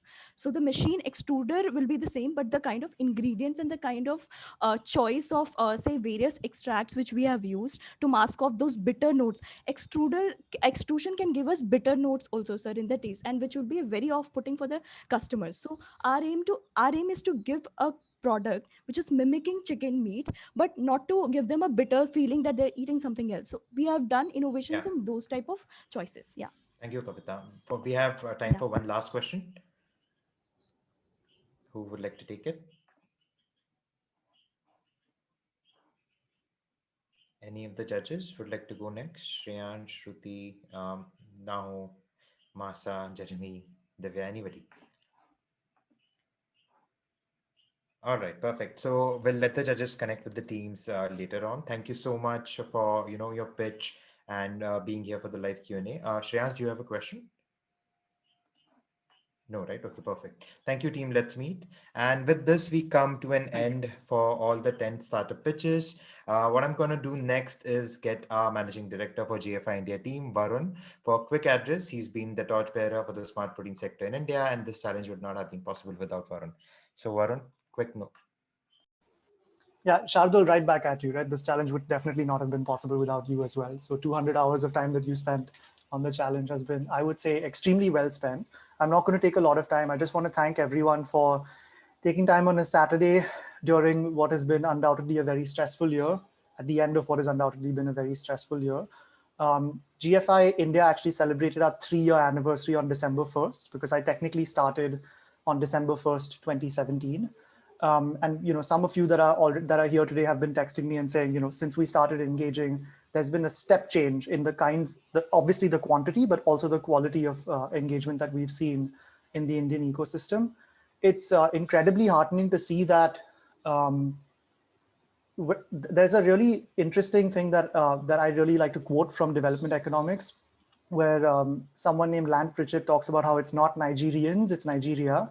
There's the underlying infrastructure in a place like Nigeria, which might prevent that economy from growing. But when you take Nigerians from Nigeria and put them in other parts of the world, they perform extremely well, right? Up until this point, we've seen Indians in the smart protein sector all over the world, whether it's Shiok Meats, Memphis Meats, Beyond Meat, Puris, Ripple. There's, all of the companies at the forefront of the space do have Indians in leadership positions, but it doesn't have to be that way in the sense that it doesn't have to be that people need to go abroad in order to start these companies or join these companies, right? What's really heartening to us is we've seen today and during the course of this 5-month challenge, people from MBA backgrounds, legal backgrounds, obviously food science and technology, all sorts of different chemical engineering, mechanical engineering, et cetera, come together and spend dozens, again, if not hundreds of hours learning about our space and coming together on such short notice to put together these wonderful proposals. I think this is seriously something that we should take forward next year as well, and we'll certainly want to do that. But I think this year has been a hugely heartening experience for all of us at GFI India. We were seriously blown away by the kinds of work that people have put in. And as Shardul said at the beginning, our intention wasn't even to get a bunch of companies started. It was to get a bunch of young people thinking about this space more seriously during a year which was kind of disheartening in general, and perhaps their colleges were disrupted, etc. So I think the result has been fantastic. People have found co-founders, people have decided that they're going to take this forward in an entrepreneurial venture. I think many folks might even combine forces and think through how they can come to market in some way. And we'll certainly be looking to all of you judges to help us guide a lot of these folks, help them think through how they might access funding, come to market, etc. Once again, incredibly grateful to all of you for the time you've put in during the challenge today and for everything you're doing to help us build a more healthy, sustainable, and just food system. Shardul, back to you. Perfect. Thank you so much for rounding that out, Varun. Just adding a little bit to the points that you've mentioned. Again, like super excited with the demo day, all the 10 exciting ideas and solutions that the teams pitched to our panel of judges. And, these innovations were spread across the spectrum of the entire food value chain. Some are good with working with indigenous Ingredients in India: plant-based paneer, millet-based yogurt, 3D printed seafood cuts, plant-based veg sandwiches for the convenience snacking category. We had a lot of plant-based patties and reconstituted meat, kebabs. We had one team from plant-based egg category, which was doing hard-boiled eggs. We had plant-based dry mixes. And we also saw a lot of new cool technologies like electrospinning, shear cell technology, modified high moisture extrusion processes, and a lot of innovation in functionality of ingredients like fats, flavors, and enzymes. So I'm glad to see that all of these innovations were local yet rooted in the golden mantra of our sector, which is making products that people actually want, borrowing from Y Combinator, and the products which are rooted in price, taste, and convenience. A point which all the challenge participants, I'm sure, have understood very well by now. And I'm probably repeating this for the 780th time, that price, taste, convenience is like the golden mantra. And I'm really glad to see that all the teams have been thinking about it seriously. Wonderful point to note is also that almost 9 out of 10 teams from the top 10 teams have all been put up organically, right? They found their team members, they started from scratch, they learned about the concepts of the sector, and they've come a long way in just 3 to 4 months in this post-pandemic period where they did not have a lot of access to prototyping and all of that. So I'm sure this will this growth curve would keep accelerating in the future months. All of these top 10 teams will get further mentorship support from GFI India in taking their ideas to scalable real world businesses. And I'm sure that if you're watching this event and our panel of judges, you're also quite excited to try some of these exciting, innovative products as they are being developed. And further, I also hope that you reach out to these startups, collaborate with them on specific strategic asks that they had in their pitches, at the same time on general elements of improving their decks as well. We wish all the best to top 10 teams, and we'll be announcing the results in the following week. So stay tuned.